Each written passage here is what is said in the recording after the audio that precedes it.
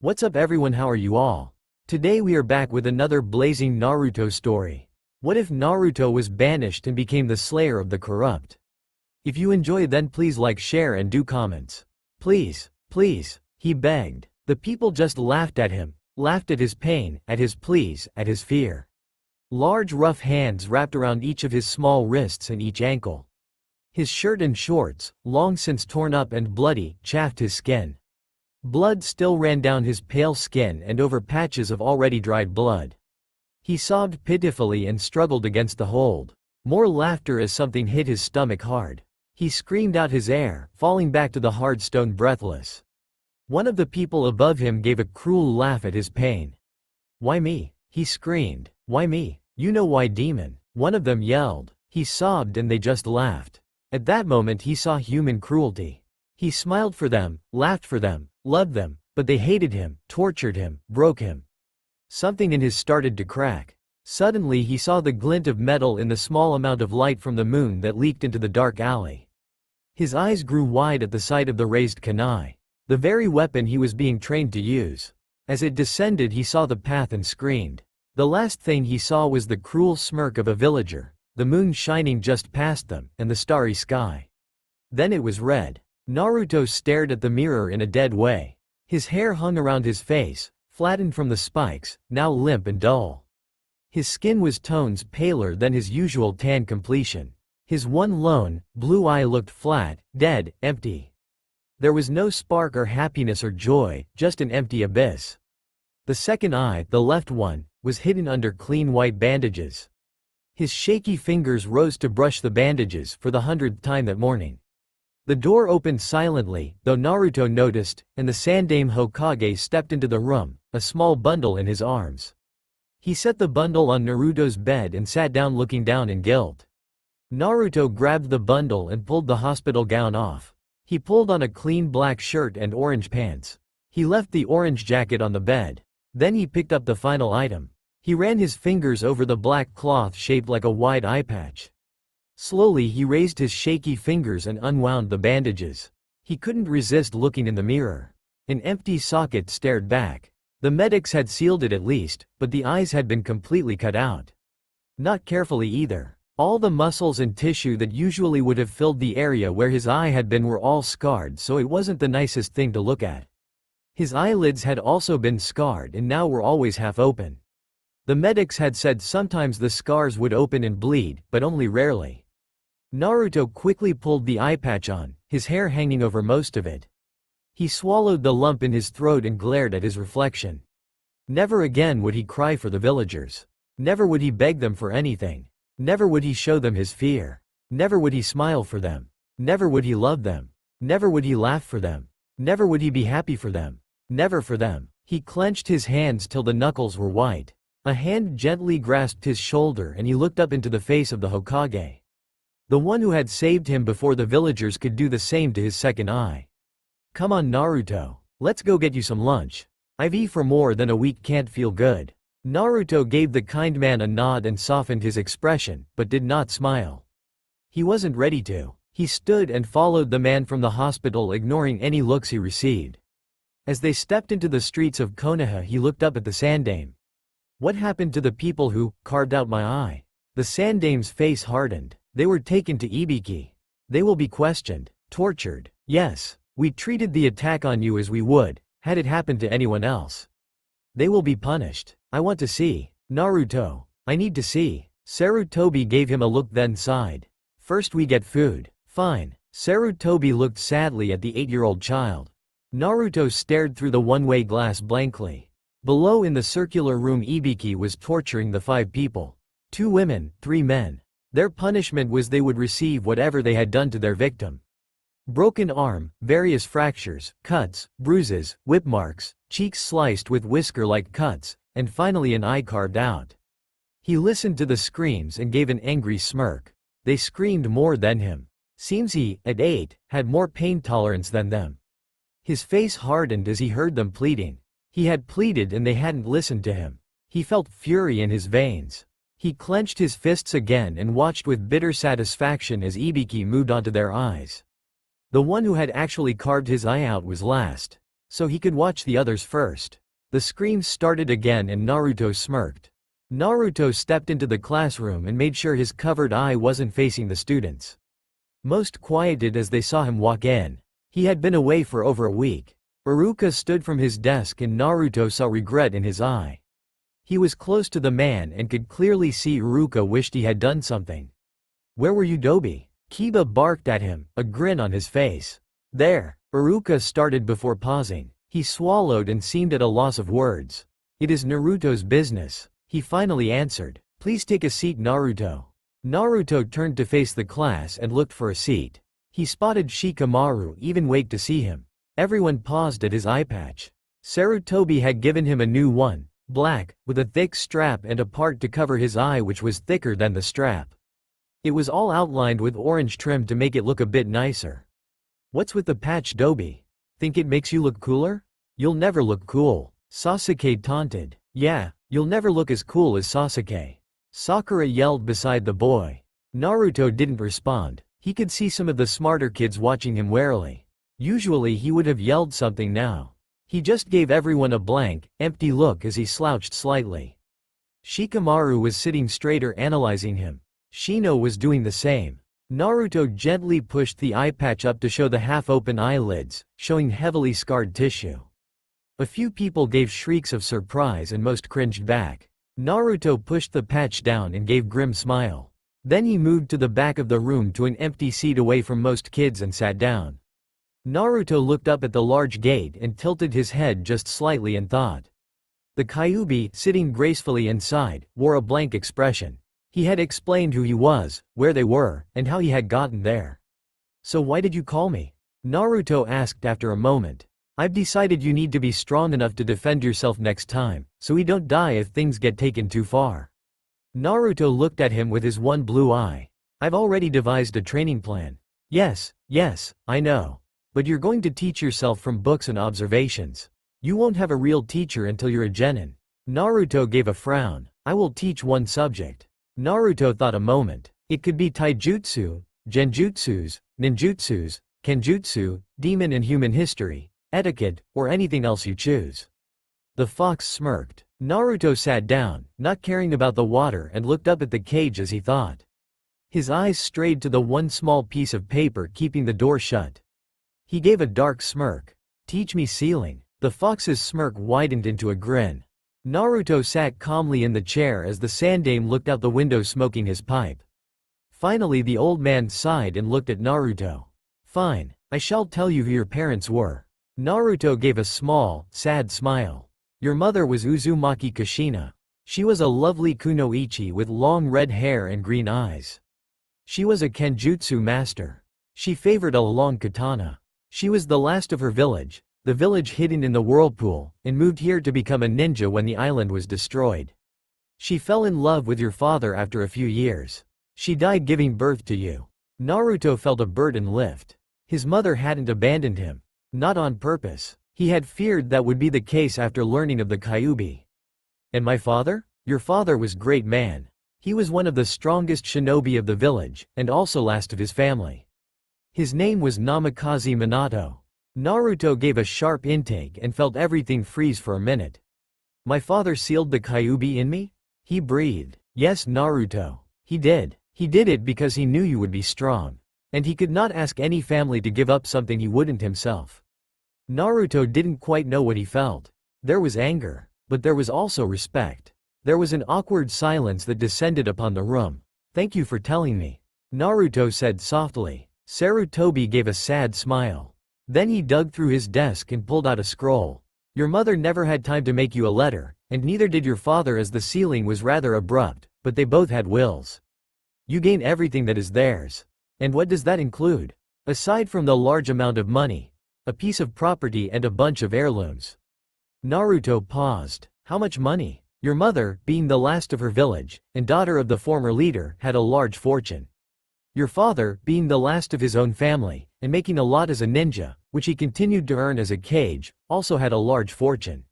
Either alone were enough to let a family live quite comfortably. Both would make a family rich. As there's only you, not a full family, you'll be able to live very comfortably with spare." The heirlooms consist of mostly scrolls which I'll give you later. Naruto gave a nod. And the property? That's one thing I think you should ignore for the time being. Sarutobi said with an odd look. At the moment it's considered Konoha property as no one knows Kushina had any other family. We use it once in a while in the Chunin exam and as a training ground.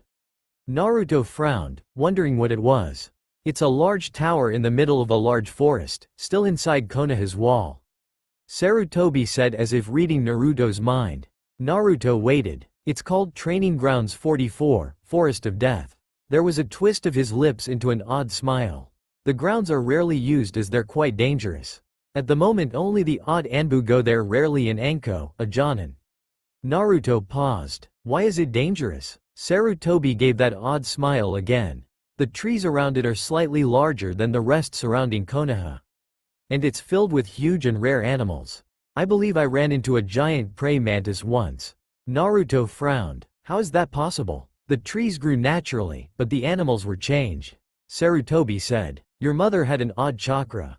It was a bloodline limit, which you did not get, or if you did, not as strong.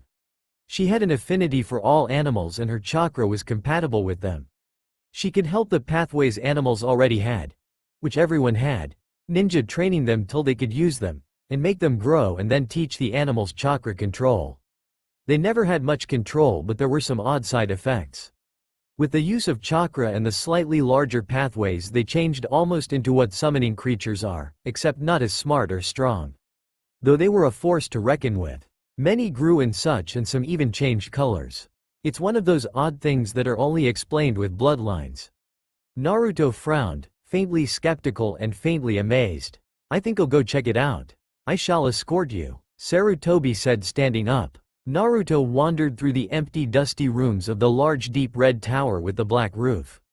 Only the first floor, containing a few rooms, an arena, and a few open rooms, was free of dust and looked at least a little used.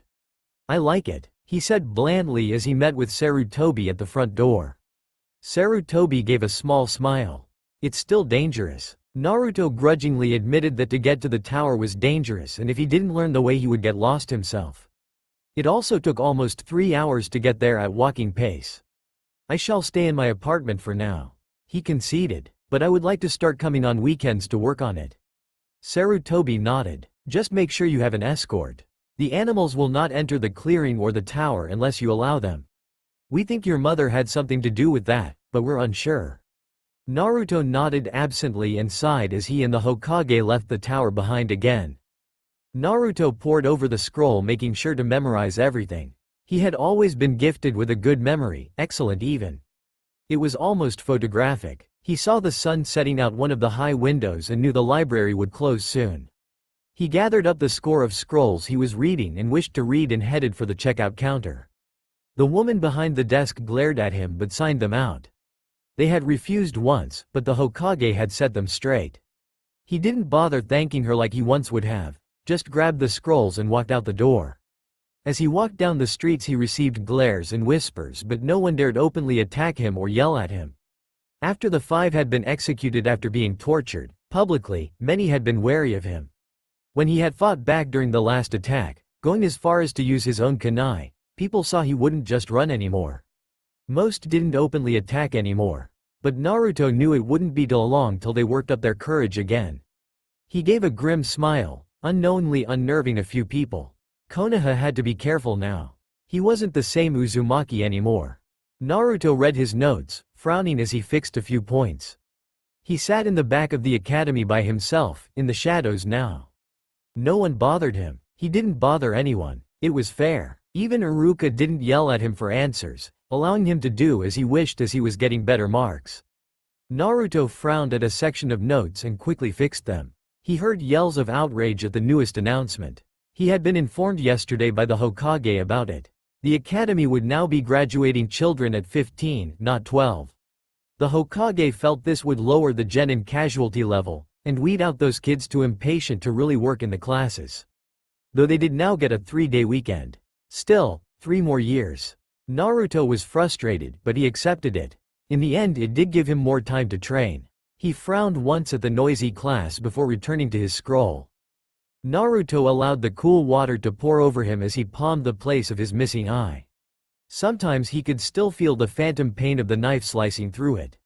He clenched his fists. Then he took a calming breath and looked up at the pouring water. How he despised the villagers.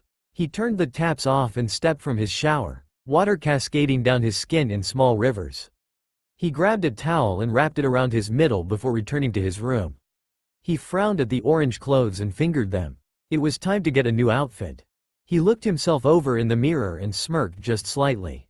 He wore long black baggy shorts covered in pockets, which fell to his knees. He had replaced sandals for black combat boots with steel-tipped toes. His black shirt had been replaced with a white one with a black cross covering the front.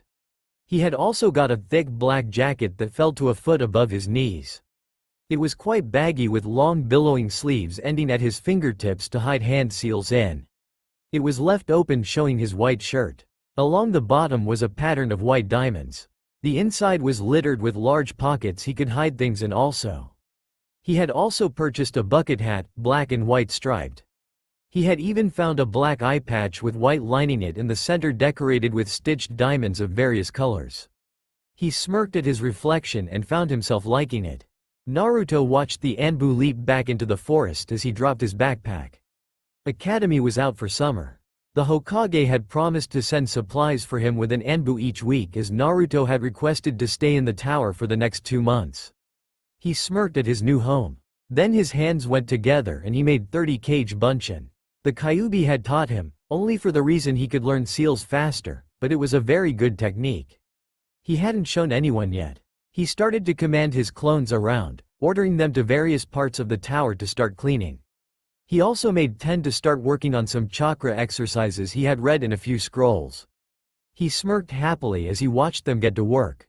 Then he dropped to the ground to start some stretches. The thing with kage bunshin was they could pass along information and even moves they had practiced but not physical strength. That was all up to him. Naruto calmly skinned and gutted the rabbit, sticking it over the fire to cook. He had started to practice his survival skills. The Forest of Death was perfect for that. He had been a bit worried about the creatures attacking him, but after he found they ignored him, like he wasn't even there, he had been fine. It was odd really. He had stumbled right into a den of giant wolves and all the mother had done was pick up her cub and trot off, not even sending him a glance. Like he was their equal. He found it odd, but it did make things easier. He had learned the way in and out of the forest and now could come and go as he pleased. It was liberating. Naruto wiped some sweat from his brow as he finished his last exercise. He let out a deep breath and gazed over the silent yard. He had done some landscaping to the clearing the tower sat in. It was quite even now, with short mown, thick grass and no dead branches or shrubs. He had even started building a large wooden fence to surround the clearing. He didn't need it for the large animals, but small dumb ones such as rabbits were annoying. How they survived in this forest he would never know. There was one gate leading onto the path in the direction of the village, but it was just an ordinary wooden one. Naruto had started a large garden in the yard, another reason for the fence. Damn rabbits. Naruto hated rabbits. He had also found an onsen, natural hot spring, in the north side of the tower, on the bottom floor, just out of view. He had started to clean it up and plant a bunch of plants through the rocks. The thing was enclosed with a glass ceiling. The whole tower in itself looked completely enclosed, with just a few small windows, but he had found genjutsus covering most of the windows. There were a lot of them. The whole east side of the bottom floor was windows. He had started a greenhouse in there. He had also learned that only the first half of the bottom floor was ever used in the exams. It contained the arena, a few guest rooms, and a large entrance hall. Naruto had mostly left that area alone. The place had cleaned up very nicely though. It had really only needed to be dusted, washed, and aired with a few small repairs. He had also found most of the rooms contained furniture, so the only thing he had really needed to get were things like plates, blankets, cleaning supplies and the like. And the best part was no one came into the Forest of Death. The Anbu most likely knew he had moved in and he hadn't seen any sight of this Anko. Sarutobi had told him he had told her he had moved in. Sarutobi also warned him he might spot her in the forest but she wouldn't enter the tower. Naruto found the solitude very welcome. Naruto stroked the thick white fur, running his claw-like nails over the large black stripes. The cat purred beneath his fingers, gently rubbing him with its large head. Naruto looked into its golden eyes and smirked just slightly. "Akira," he said softly. "I'll call you Akira." The cat was happy if the purrs were any indication. "Want to train with me?" he asked the large white tiger. It gave a lazy grin. Naruto wasn't surprised, it understood. It definitely wasn't a normal white tiger. It was as large as the largest horse, but sleeker, more powerful. It licked his hand and he caught sight of the large white fangs. "I think we'll be great friends," he said, smirking as he stroked its head. The tiger gave a louder purr. Naruto snarled at the demon as he redrew the seal on the scroll for the 5th time. Wrong again. Kyuubi snapped. His seal vanished with a pop, replaced by another, already complete seal. Naruto studied it, scowling. He sighed and grabbed the blank scroll to try and draw it. He hated how the Kyuubi could just imagine it and it appeared. They both controlled Naruto's mindscape to the same degree, but to learn it Naruto had to actually do the work, while Kyuubi could just imagine it and it would appear.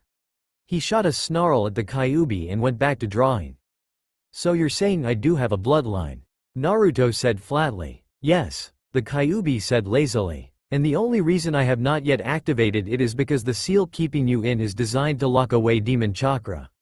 "Yes. And you're saying that all people with bloodlines are just descendants of those of demon blood, giving them small traces of demon blood, just enough to have a unique ability?" "Yes." Naruto's lips stretched into a twisted smirk at the irony. "So we just have to alter the seal slightly and I'll get my mother's bloodline?" "Yes." Naruto gave a darker smirk. "And I'll also be able to use your chakra better. Using up to 4 tails without losing myself?" "Yes. But if we don't do these, then when I do use your chakra, I'll have adapted to the seal so much it will be like poison to me?" "Yes. And if we alter the seal, I'll gain certain advantages."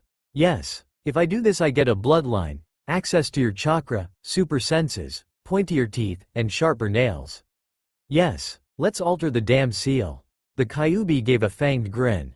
Naruto studied himself in the mirror. Sharp nails adorned each hand, about 2 inches long and razor sharp. Small fangs poked from gums, sharp and strong.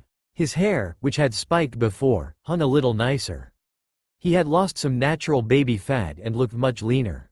If you looked closely at his one blue eye, you could also see the pupil was more like a slit. He looked wild and deadly.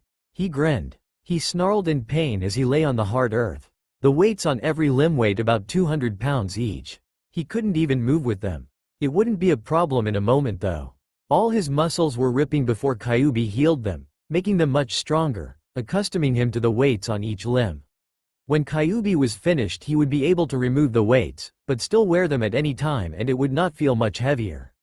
And with them off he would feel light. Very light. He heard a bone snap and yelped. "Damn you, Kyuubi. You never said anything about my bones." "Well, I thought while I was working on the muscles your bones could use some strengthening." "Bastard. Such language." The fox mocked. Naruto just snarled and yelped as another bone snapped.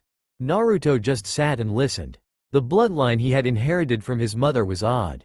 Unlike with the Inuzukas and Abarames, he could not understand the language of the animals. But they listened to his every command like he was their leader, and no animal ever attacked him or showed him disrespect, as he was like their alpha. He could speak to them and they would understand, but he could not understand them. Sometimes they could send him ideas. Like if he wished to know something, he would briefly get a picture complete with smell and sense, but now words. He had once asked a bird for directions to a river. He had got a brief picture of a plant smelling of stone and sounding like chimes. He had got the feeling it had meant left. He had no idea how he had known it meant left, but left he had went, and sure enough he had found a stream. It was odd. Something unexpected had also happened when the seal had been altered. He had gained a second bloodline from his father. Kyuubi had been as shocked as he had when it had appeared. The bloodline gave him supreme power over wind. He could do anything with it. He could also listen to it. The wind carried many things on its current: whispers, songs, rumors, smells, feelings. So many doors had opened. Naruto had quickly tried to master both bloodlines, and it had been surprisingly easy. It had come naturally to him. He had also worked to use the Kyuubi's chakra. The Kyuubi had altered his body just enough that he could use the chakra without harming himself too badly. He didn't use it often though. It felt odd. But then again it was demon chakra, and he was human. After his body had been changed he found himself reaching high speeds, which only increased with his power of wind. It was thrilling to leapt through the trees like a blur. He was also much stronger than average 9-year-old. Also with the speed came new advantages. He could come to his tower whenever, as it would not take him as long as before. He always stayed in the forest of death, or the forest of the demon the villagers now called it, whenever he wasn't at the academy. He skipped that as often as he could, also just showing up for the minimal requirement to pass. For that reason he was the Dobi. Along with the fact he refused to do any skills in front of the other teachers and students.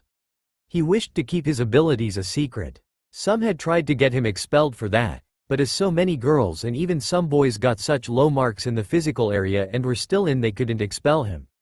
The Hokage had also handed over all his parents' scrolls, which there were quite a bit of. Naruto now spent his time training, reading, skipping the academy, and exploring the forest. He was free and happy. In his forest he was away from the hateful villagers. The council had tried to take it once, but as it was in his mother's will they couldn't. Sarutobi, and he had to reveal who his mother was. The council was slightly nicer after that. They had never been informed she had been with his father, and the council just suspected she had gotten pregnant on accident. Neither Sarutobi nor Naruto saw fit to correct them. Naruto was happy though. Naruto glared at a woman who sneered at him as he walked past. He hated his monthly shopping trips. He grew all his vegetables and hunted all his meat, but he still needed things like rice. His vegetable garden was now enormous and successful, showing Naruto had a green thumb. Hunting was easy also. Even though he had a bond with animals, he and they understood it was the circle of life, and neither had any regrets. Even in the forest of death you could find ordinary animals like rabbits and deer, even if they were slightly faster or larger than normal ones. Naruto was pulled from his thoughts by the door slamming and locking in his face. His eye narrowed and he turned to another grocer. He slipped in before the man could slam the door in his face and grabbed a bag of rice, some flour, some milk, and a few other things. He set them on the counter and glared at the teen behind the till until the kid was freaked out enough to ring up his things. One thing he liked about teenagers were they weren't old enough to know the Kyuubi and young enough he could appear intimidating, while children his age were brainwashed against him by their parents. He sent the teen a bland look as he grabbed his bags and walked out the door. As he stepped into the marketplace he was met by glares. He glared right back, unnerving a few weaker people with the chunk of ice that was his eye. He had just turned down a narrow street when his instincts forced him to duck. A kunai sailed where his head had been. He set his bags down and spun to come face to face with a chunin. The man had a knife in hand and lashed out at him. Naruto ducked and rolled away, pulling out his own knife. He dodged a third strike and lashed out, catching the chunin across the chest in the opening of his vest. The man yelped in pain and Naruto took his distraction to use a burst of speed and get under his guard. He slashed and felt skin meet metal. He calmly stood straight as the man gurgled and fell to the ground dead, his throat slit. Naruto calmly wiped some blood from his cheek and glared at the body. He didn't care that this was his first kill. He was never going to stand for being attacked again. Not by anyone in this pathetic villager. Naruto felt a slight itch and knew Sarutobi was watching through his glass ball. He had a sixth sense for the thing. He calmly picked up his groceries and started off, knowing the Hokage would take care of it. He just wished to get back to his forest where he had seals to stop the seeing orb. Not that he didn't like Sarutobi, but he could already see the face on the old man. Weary, regretful, and guilty. He hated making the man feel guilty. Naruto stood slowly brushing dirt from his pants and hands as he gave Sarutobi a small smile. "Hello Gigi," he said. Sarutobi smiled at him, looking over his garden. "Quite impressive, Naruto." Naruto ducked his head as acknowledgement. Then the man smiled and held up a small apple tree. "I bought it on the way here." Naruto took it gently and set it somewhere safe for the moment. Then he led the Hokage into the tower towards his living room. As they arrived, Sarutobi sat down on one of the couches as Naruto went to grab some tea. When he returned he found the Hokage surveying the yard and trees out his window. Naruto set the tea down and Sarutobi joined him. The old man sipped at his tea and blinked. "It's delicious. What kind is it?" "Something in the forest I found that makes good tea." Naruto smirked. The man just chuckled and sipped some more. I'll send some back with you if you like. Sarutobi gave a nod and there was a moment of silence as they drank. Finally Sarutobi sighed. I came to talk Naruto. Naruto nodded. Sarutobi usually came for a visit every month, but it was an odd time as he would usually be working about now. I think it's great you're happy, but I was wondering if you're lonely. I have the animals, Naruto said as he swirled his tea. No human friends? Iruka. The Hokage gave a sad smile. Have you tried to make friend with the other students? They're already against me. They still see me as the loud, obnoxious, Dobi. I am not any of those anymore. I'm stronger, smarter, but they don't see that. Naruto said simply. There was a moment of awkward silence. I'm sorry, Sarutobi whispered. Naruto knew what he was talking about and fingered the eye patch. It's not your fault, he said simply and honestly. The man gave a tired smile. But I cannot help but feel responsible. More silence. Then the Hokage stood. I'll be off. I'll see you to the door. And get you some of the tea. The Hokage smiled, then his eyes lit up. I thought I smelled cookies as I walked in. Naruto rolled his eye. Yes, I made cookies. Sarutobi grinned. The old man had fallen in love with his cooking. He hurried to the kitchen and wrapped up a plate of cookies and some tea leaves. He handed them to the Hokage once back outside and waved him off. Then he turned back to his garden. He had a tree to plant. Naruto gazed at the tall weapon. He ran a finger over the staff and smiled just slightly. The wooden staff was about as tall as he was. The bottom of the staff had a small diamond spear welded on. The top had a large foot and a half-tall piece of sharp metal. It looked like the metal had been shaped like a leaf as it was flat and shaped like one. It looked deadly though. I'll take it, he said. The weaponsmith just gave a nod and rung it up along with the other weapons. He was neutral to Naruto, not caring for him at all, meaning he wouldn't save him but he wouldn't attack him. Naruto liked that attitude. He grabbed his new weapons and with a mock salute walked out the door smirking. Naruto was gathering some herbs and plants in a clearing in his forest when an Enbu dropped into the clearing.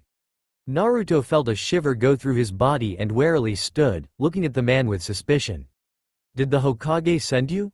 No, the man said bluntly. He took a step forwards and Naruto took one back. I'm here to kill you, demon. You could hear the malicious grin in his words. Naruto stumbled back, bringing his spear up and lashing out. The man just gave a laugh as he easily dodged the hit. Naruto knew he couldn't hope to kill an Anbu. So he let out a loud howl. Then the Anbu leapt at him, slashing him across the chest with a katana. Naruto stumbled back, hand going to his wound as it lanced pain through him. Then the Anbu stabbed the knife right through his chest. Naruto froze before he fell to his knees and coughed harshly. The man above him gave a delighted laugh. Take that, demon, he chuckled. Naruto glared up at him, eye changing red as the whisker marks darkened. The man took a quick step back. I knew you were the demon.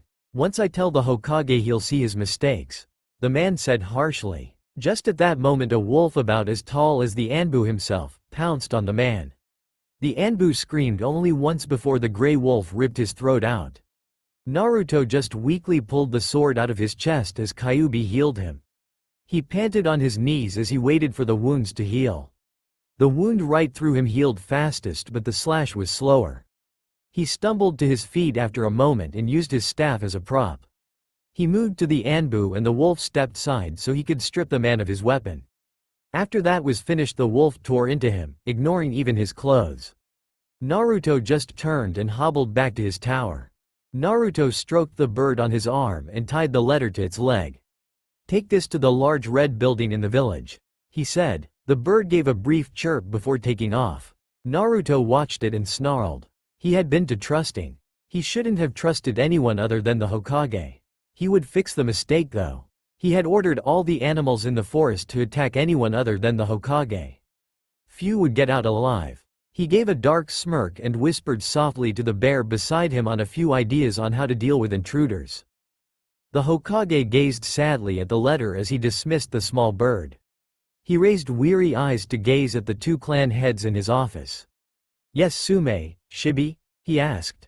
They shifted slightly. When he looked so tired and sad he could make anyone feel guilty. Well, Hokage-sama, our clan animals are acting odd, Sume said. Sarutobi frowned. All our dogs are often found looking to the west, direction of the forest of death.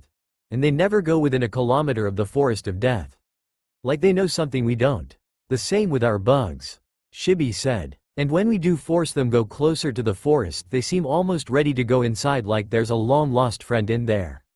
Sarutobi calmly lit his pipe and looked out the window a moment. Naruto has warned me that any who enter the forest will die. He's gotten all the animals to be the guards. Sume gaped. How did he do that? He awoke his mother's bloodline. Sun's mouth snapped shut. Then Shibi spoke up. Then our animals know that. Yes, I am guessing they are acting different because they can sense his presence, and know his words by mouth of other animals. There was a moment of silence. Thank you for seeing us, Hokage-sama, Sume said. She looked deep in thought as she bowed and left. Shibi followed her silently. Sarutobi just sighed sadly. Naruto rolled the flute over in his hand. It wasn't really a flute. It was clay whistle. It was a hollow oval with a few holes. When you blew in it only made a few sounds, all which sounded like the hoots of owls. Naruto just liked the sound. It was peaceful, calm, soothing. It was also nice on his ears. He smiled just slightly, blew gently. He paused and straightened, listening calmly a moment. The wind brought him whispers of sand, hate, blood. He frowned. The wind brought the whispers from a very long way away. Very, very far away. Then a small breeze interrupted the wind and brought the whispers of feet. He turned around in time to see Sarutobi step into the clearing. He went to greet the old man when another whisper brushed his ear. H paused and tilted his head, listening. It brought pictures of an ANBU, the smell of bears, and the sounds of screams. He gave a soft smirk and turned back to the Hokage, who was watching him closely. What were you listening to, Naruto? The wind, Naruto said easily as the breeze tugged at his clothes. The man almost choked on his pipe. He hadn't known about that bloodline. You got your father's bloodline? Naruto gave a single nod. Sarutobi gave a brief sigh, then held out a bundle of papers. Your request has been accepted. Naruto smiled. Naruto gazed out the large gate onto the road and smiled just slightly.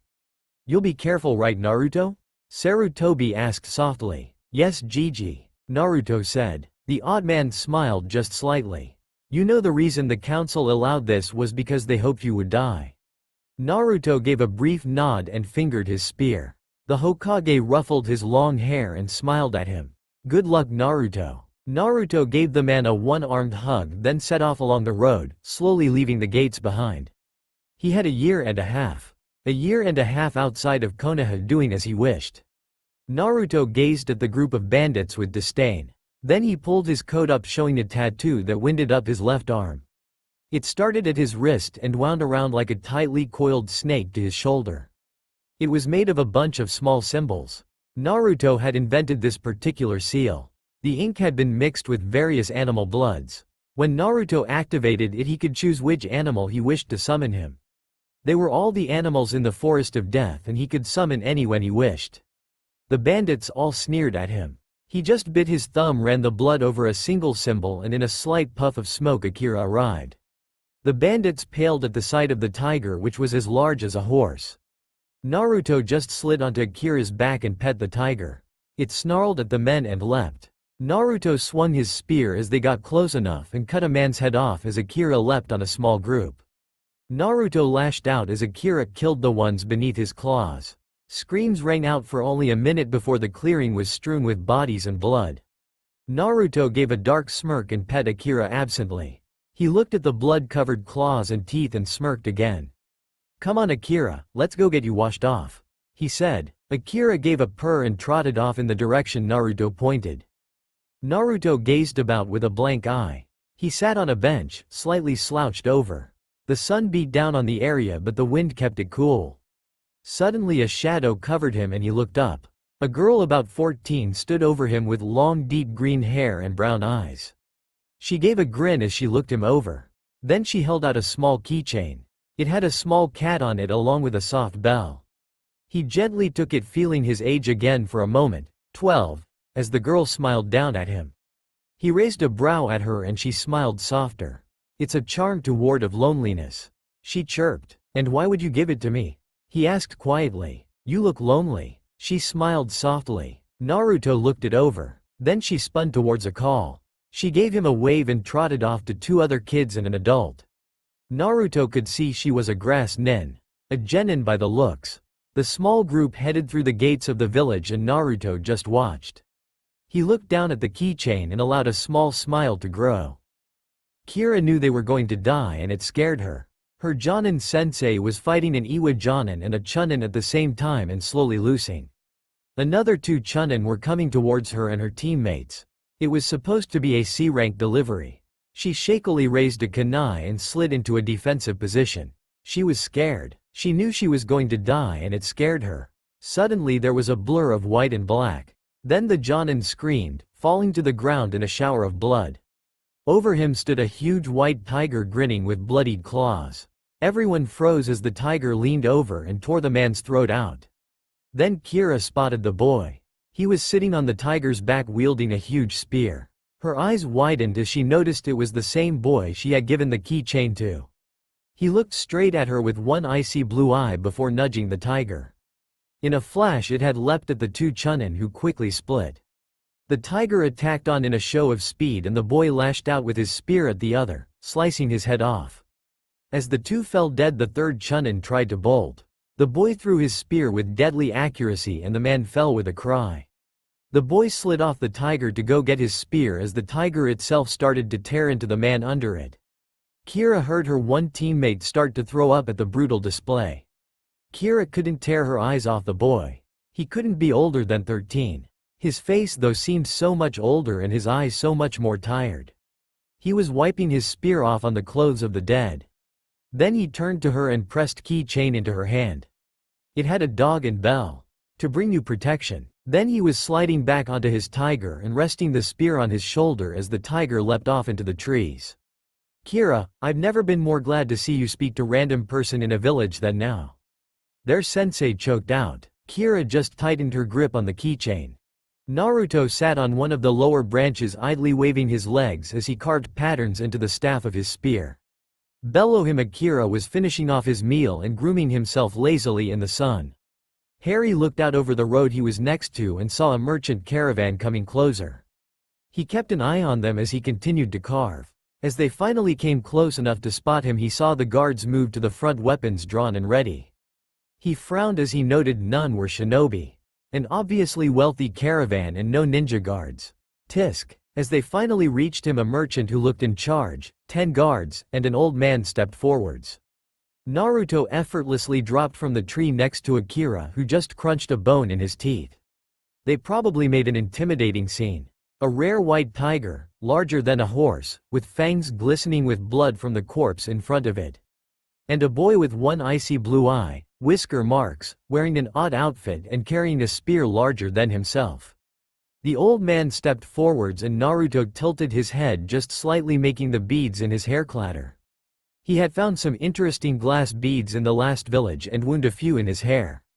His hair, now falling a foot past his shoulders, was braided, the braid kept together by a green metal clasp with 2 long locks hanging in front as bangs. Mighty Akuma. The old man bowed. Naruto's lips quirked. The man thought he was a demon. Will you please allow us passage through these woods? Naruto quirked his lips again. Indeed, they were just past the edge of the trees. They were also right in front of a forked road. Naruto was blocking the right path, the left was open. The guards beside the two were warily eyeing his weapon and tiger with disdain, fear, and skeptic looks. The man beside the old man fidgeted with a frown. He didn't seem to believe Naruto was dangerous. The old were wise though, at least most were. You may pass through the forest. Naruto said easily. But take the left path. The old man gave a nod and looked ready to agree but the merchant stepped forwards glaring. That route will take us 2 extra days. And who are you to tell us what to do, insolent child?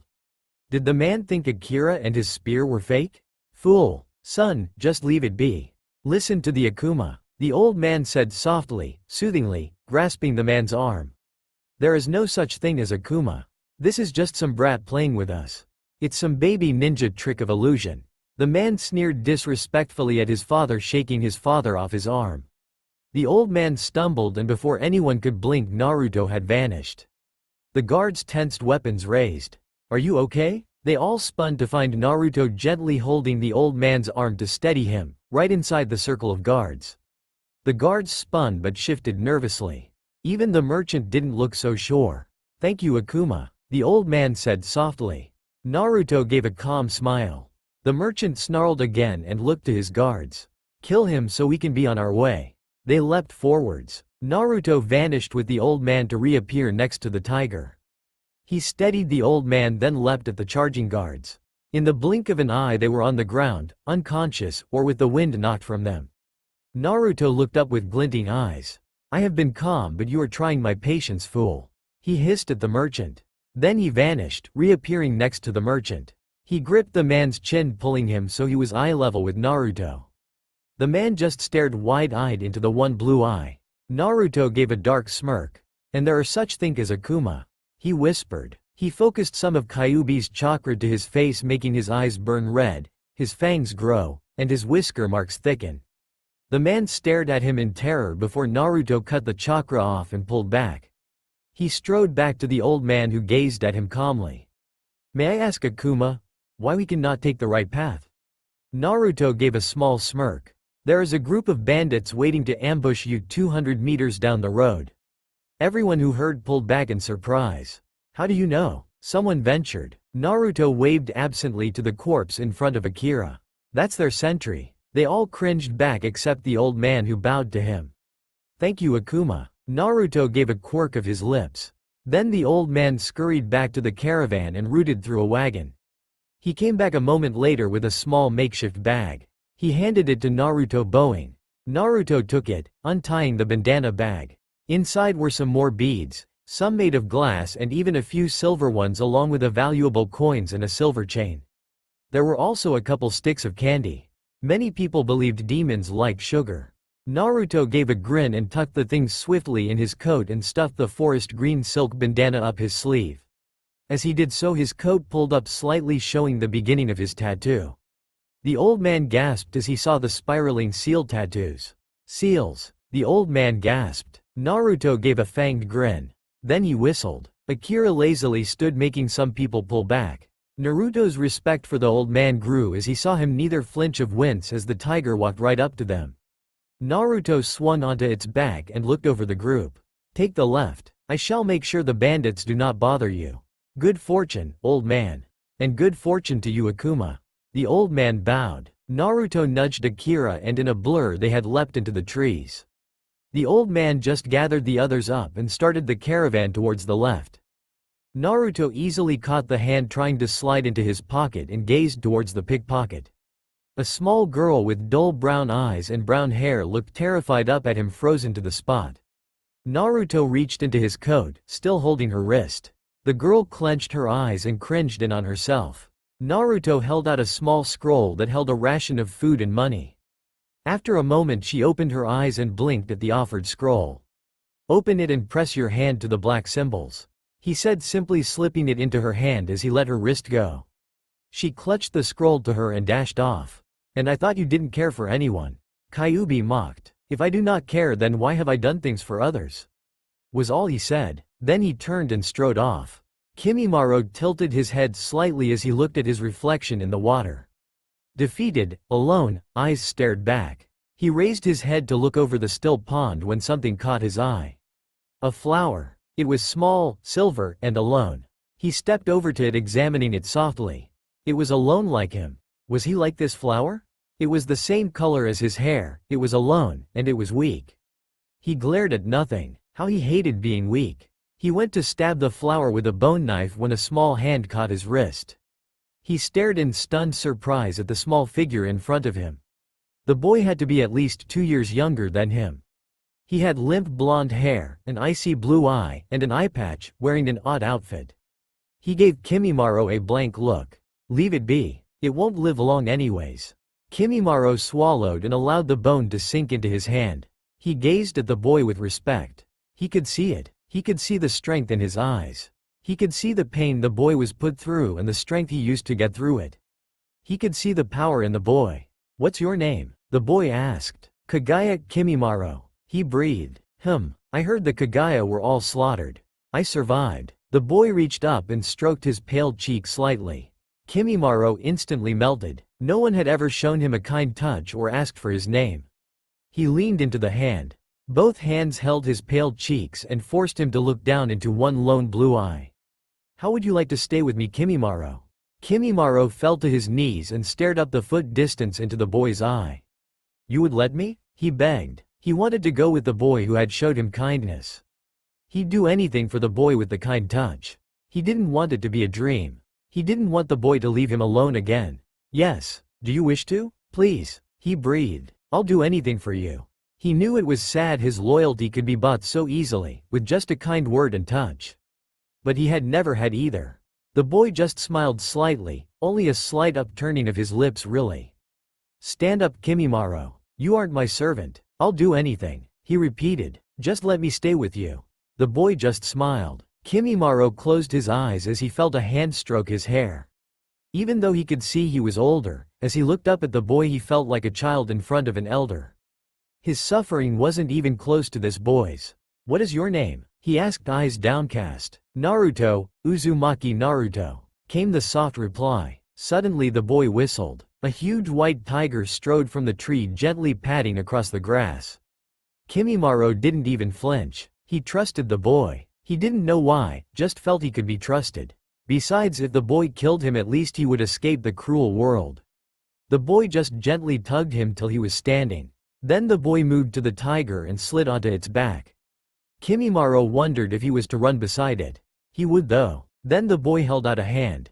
Come on, Kimimaro. Kimimaro took an unhesitant step towards the tiger and grasped the hand. Yes, Naruto-sama, he breathed. The boy opened his mouth at the title, then shut it, a smirk settling on his lips. Then Kimimaro was dragged up on the white beast, behind his master. Naruto held the outfit up for Kimimaro to see. The 15-year-old boy, Kimimaro, looked at it before looking to him. Do you like it? Yes, Naruto said. I'll take it then. Naruto just watched the boy. He was loyal, very loyal. They had only known one another a week and the kid was ready to die for him. Is that how I would have been? Willing to do anything for some kindness, some attention? He shook the thought off and paid for the outfit before shoving Kimimaro into a change room. When the Kagaya stepped out, he wore a deep blue kimono over a fishnet shirt and some black pants. He also wore black ninja sandals and 2 black ties holding the longer pieces of hair. Naruto nodded and headed for the door. The boy instantly followed like a puppy. Naruto spun into the group of people, spear flashing and blood flying. The air was split with screams and yells. By the time Naruto stopped moving, he was slick with blood and had killed at least 20 men. Kimimaro, beside him, had killed about the same amount and was also dripping in the red liquid. The boy still wore that expressionless look and Harry could sense no bloodlust from him. That's what made him different from the others of the Kagaya. Every ninja that had seen them fight or fought them said that even a civilian would be able to sense their blood and battle lust. Many called it their curse as it was like a madness. Kimimaro seemed not to have inherited it. The boy calmly let his bone sword sink into his arm and looked back at Naruto to make sure he wasn't hurt. Then he pulled an arrow from his leg. It was the only thing that would have hit Naruto as he leapt into the fray, and Kimimaro had taken it for him. The boy was loyal, that was for sure. Never questioned him, just did as he told. Naruto did not regret taking him in. Where are we, Naruto-sama? Kimimaro asked. Coral, Naruto answered. Coral was a very large city. It wasn't the nicest though. It was also on the coast. It had pirates, thieves, rouge nin, bandits, gamblers, prostitutes, and a huge number of shady people. If you didn't know your way around, or you weren't very strong, you would find yourself robbed and dead. Very wealthy people also went there, with guards of course. If you wanted something, it was here. It was pretty much one large black market. Naruto just found it interesting. And what are we doing here? Kimimaro asked. Sightseeing, relaxing, browsing. Naruto said absently. He had sent Akira back to the forest. The summoning seal he had on his arm was, of course, two-way, and sealed his spear and a scroll. Looking dangerous could attract battle junkies and bring attention to himself. At the moment he looked like a rich kid with a guard. He had changed into an icy blue silk yukata along with soft slippers and a black eye patch with silver lining. He did have a lot of money, so it wasn't completely an act. Kimimaro just wore the clothes he usually did. If it looked like 2 rich kids with no guard, it would draw a lot of attention also. Kimimaro just did whatever Naruto asked. So we're just visiting? The boy asked confused. I guess you could say that. Naruto slid his hands into his sleeves and glided down the road, Kimimaro following respectively behind. Naruto kept his face utterly blank even as the woman pushed against him. She was wearing very little clothes showing her ample chest, her pale skin, and her curves. Her long black hair was wrapped in a knot and she purred into his ear as she pressed against his chest, hanging from his neck. How about some fun, cutie? She cooed. Kimimaro, off to the side, looked confused on what he was to do. Like he didn't know if Naruto would like the company or not. Naruto calmly looked down at the woman with his one blue eye and she cringed back, quickly letting go and stumbling off. Kimimaro just watched calmly. Please keep them off of me, Naruto said simply. Kimimaro gave a nod. Why? He paused as if unsure. You do not like women? Naruto was partly surprised by the question. The boy rarely asked questions, and never any personally. I like women and men the same. I just dislike whores. Kimimaro gave a slight nod and didn't question him anymore. Naruto noticed Kimimaro's eyes on him as soon as he entered the hot springs. The white-haired boy already sat in the hot water waiting for him. The spring was empty besides them as it was quite late. Naruto just shed his towel and slid into the water. He sank into the water and let a sigh out as his tense muscles relaxed just slightly. A moment later, two hands started to massage his shoulders and he let out a low moan. He allowed Kimimaro to continue and felt his muscles slowly relax. Thank you, Kimimaro, he said simply as the boy continued. I'll do anything you need, Naruto-sama.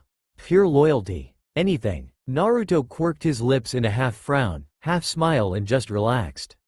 It was nice to have someone so dedicated to him, someone who would protect him, travel with him, agree with him, watch out for him. Naruto idly shrugged off the thief who had been threatening him. Before the man could slit his throat, with the knife against Naruto's throat obviously, Kimimaro appeared behind him, slamming his own knife in the man's back. The man gurgled before he fell in a heap, clawing at the knife sticking out the front of his chest by an inch. As the man died, Kimimaro pulled the knife out and wiped it on the man's clothing before swiping all his weapons and valuables. Naruto gave Kimimaro a brief nod of his head and then slid his sleeve up his arm so he could see his summoning tattoo. He searched along the seals until he found the one he wanted. He swiped some blood over it and in a puff of smoke Akira appeared.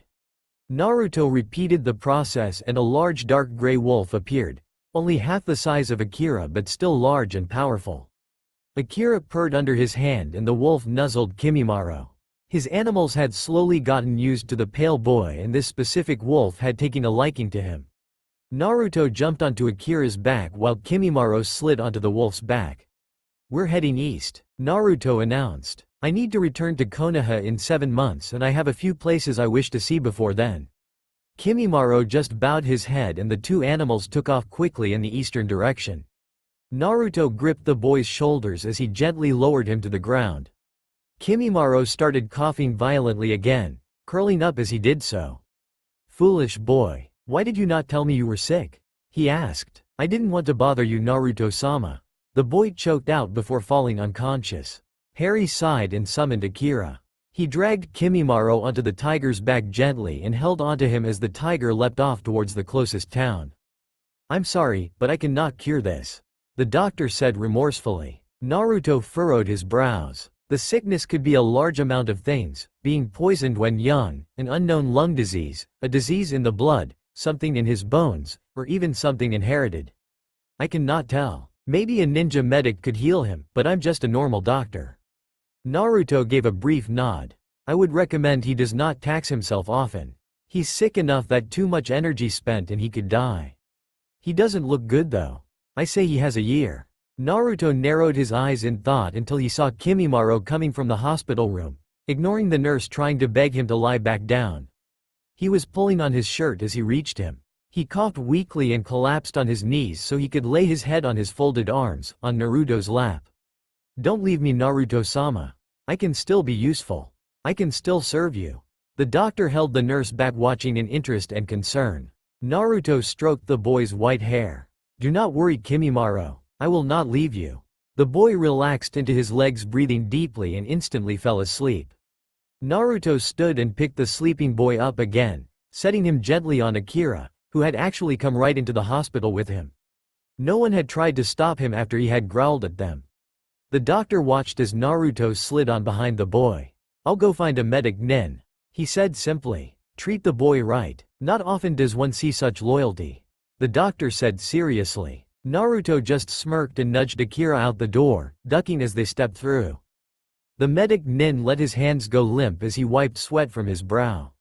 He turned to Naruto, leaving the unconscious Kimimaro on the examining table. "Look kid, I'm a pretty good medic, but I can't tell what's wrong." "Sorry," Naruto just snarled in irritation, sliding Kimimaro onto Akira's back again. Seems he would have to go with his last choice. "Come Akira, we have a Sannin to seek out." Naruto strode into the bar with Akira behind him, ducking under the door to enter. As soon as he did so, most of the bar froze in shock and fear. Many people quickly paid and left through another door, only the drunk and not so afraid staying.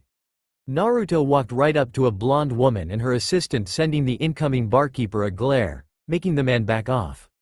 The woman looked up at him calmly, analyzing him, as the brown-haired woman tightened her hold on a pet pig, glancing uneasily at Akira. His tiger seemed amused about her reaction and purposely stood right next to her. The pig burrowed into her shirt, shaking. Tsunade took a sip of her drink and looked him in the eye. "What can I do for you?" she asked. Naruto motioned to Kimimaro on Akira's back. As the boy was wearing white, he blended in well with the fur. Tsunade looked at the sleeping boy and raised a brow. "No one knows what he's sick with, but it's killing him." She perked up at the "no one knows." She probably, like any medic nin, would accept a medical challenge. "You want me to heal him?" she stated. "I can pay well." Slowly she stood and moved to the tiger. She gently lifted Kimimaro's head so she could look at his face. She gasped as she recognized the lining around his eyes and the dots that showed he was a Kagaya. "I heard they had all died," she said. "He is the last," Naruto said simply. She looked at him sideways. "You aren't from Mist, are you?" It was suspicion. He quirked his lips. "No, I am not really from any hidden village, as I have never graduated from the academy." It was true. He hadn't yet graduated. "Fine, follow us to our hotel," Tsunade said evenly, gently letting Kimimaro's head go. Naruto slid the boy off the tiger into his rooms and dismissed him. "I haven't heard of a tiger contract before," Shizune said shakily. Naruto shrugged and followed Tsunade and the girl out the door. Tsunade stepped from the room, eyes glowing, a smirk on her lips as she started to write down on a clipboard immediately. "It's amazing," she breathed. Naruto raised a brow and coughed politely. "How is he?" he asked. "Oh, he'll live," she said absently. She smirked again and continued to write notes. Naruto raised a brow. Her assistant, Shizune, stepped from the room next, looking tired. She saw Tsunade smirking over notes and looked to Naruto. The disease was nothing more than his own chakra and bloodline feeding off his own body. "He's very strong. His bloodline is advanced beyond even the last prodigy of their clan. He can literally do anything with his bones. Usually there should be a restriction on what he can do to his bones, how large he can make them, how many he can move, and how many he can pull out, because if he removed or moved too many he would of course be missing many in his structure. His structure would weaken and some areas would have no bones. But he seems to be able to instantly grow more bones, like super advanced healing.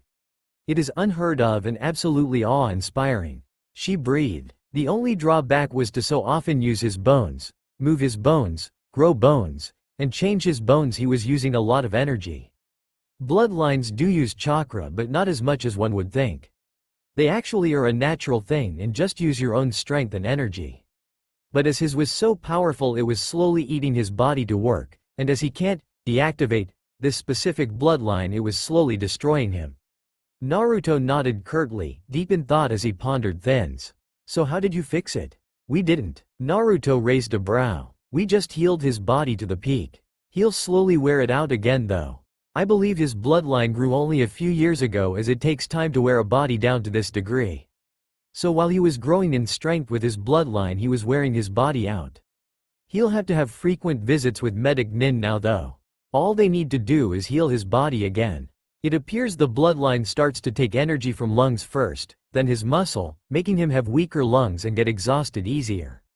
Simple things for a medic to heal. Luckily, He also needs to eat healthily and take as many vitamins as he can. He should be fine otherwise though. Naruto nodded, running a few things through his head. Then he glanced to Tsunade. She was busy poring over notes. He stood finally and moved to the room. He entered to find Kimimaro lying on a bed breathing evenly, but awake. He looked up at Naruto.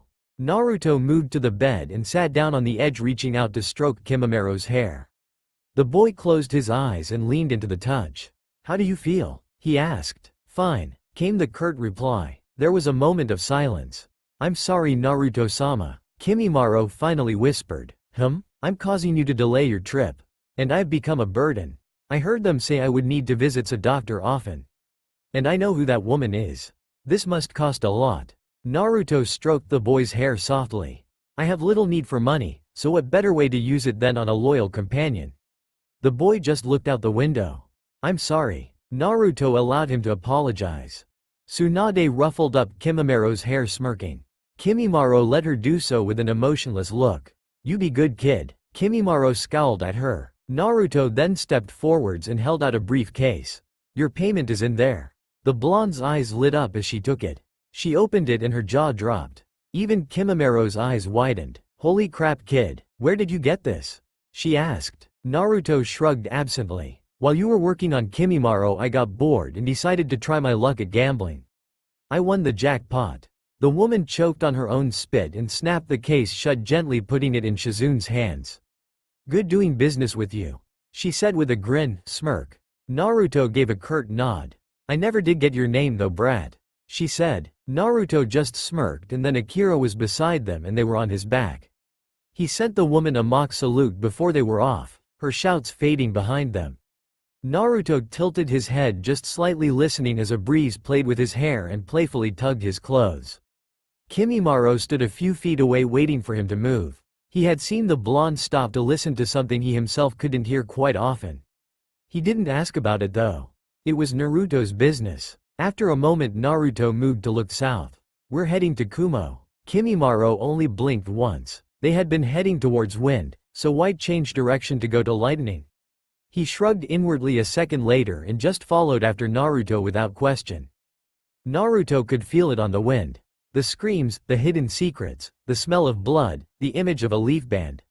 He frowned thoughtfully, looking over the large village and the set of mountains it was nestled in. He and Kimimaro stepped up to the gate and two tough-looking guards looked down at him, hands out. Naruto easily handed his passport over, Kimimaro following his example. The guards looked them over, noting neither were active or even listed ninja. They handed the passports back and stepped aside. "Enjoy your stay in Kumo," one said, and the two walked past. Naruto gave a wide, very exaggerated, grin, like a child, and pulled Kimimaro along like he was brother. The guards didn't give him a second glance. Once in an inn, Naruto plopped down on a bed and just sat, concentrating. Kimimaro followed his example and sat in one of the chairs. Suddenly a clone appeared next to Naruto and Kimimaro was surprised. When had he learned Kage Bunshin and without hand signs? Naruto saw his look. "Kyuubi," he said easily. The bone user knew of the fox. Naruto had told him a few days after he had joined. The clone vanished out the window. 5 minutes later it stepped back in with a set of maps. It held them out and Naruto took on, unraveling it. It was a map of the city. Mostly for newcomers. There were no important escape routes of buildings on it, just labeled shopping areas, restaurants, markets, and inns. Naruto could get the general layout of the village though. Naruto studied it, then looked out the window. 2 hours. Kimimaro just nodded, though he didn't really understand. Naruto slid through the stone corridors like a shadow. As anyone came into view, he faded away. He soon found the door he wanted.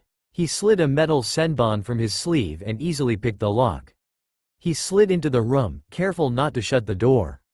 He found the target chained to a metal table. Blood stained the table and stone floor. Pale skin had rivers of glistening blood rolling over it. He moved to the man and studied the chains.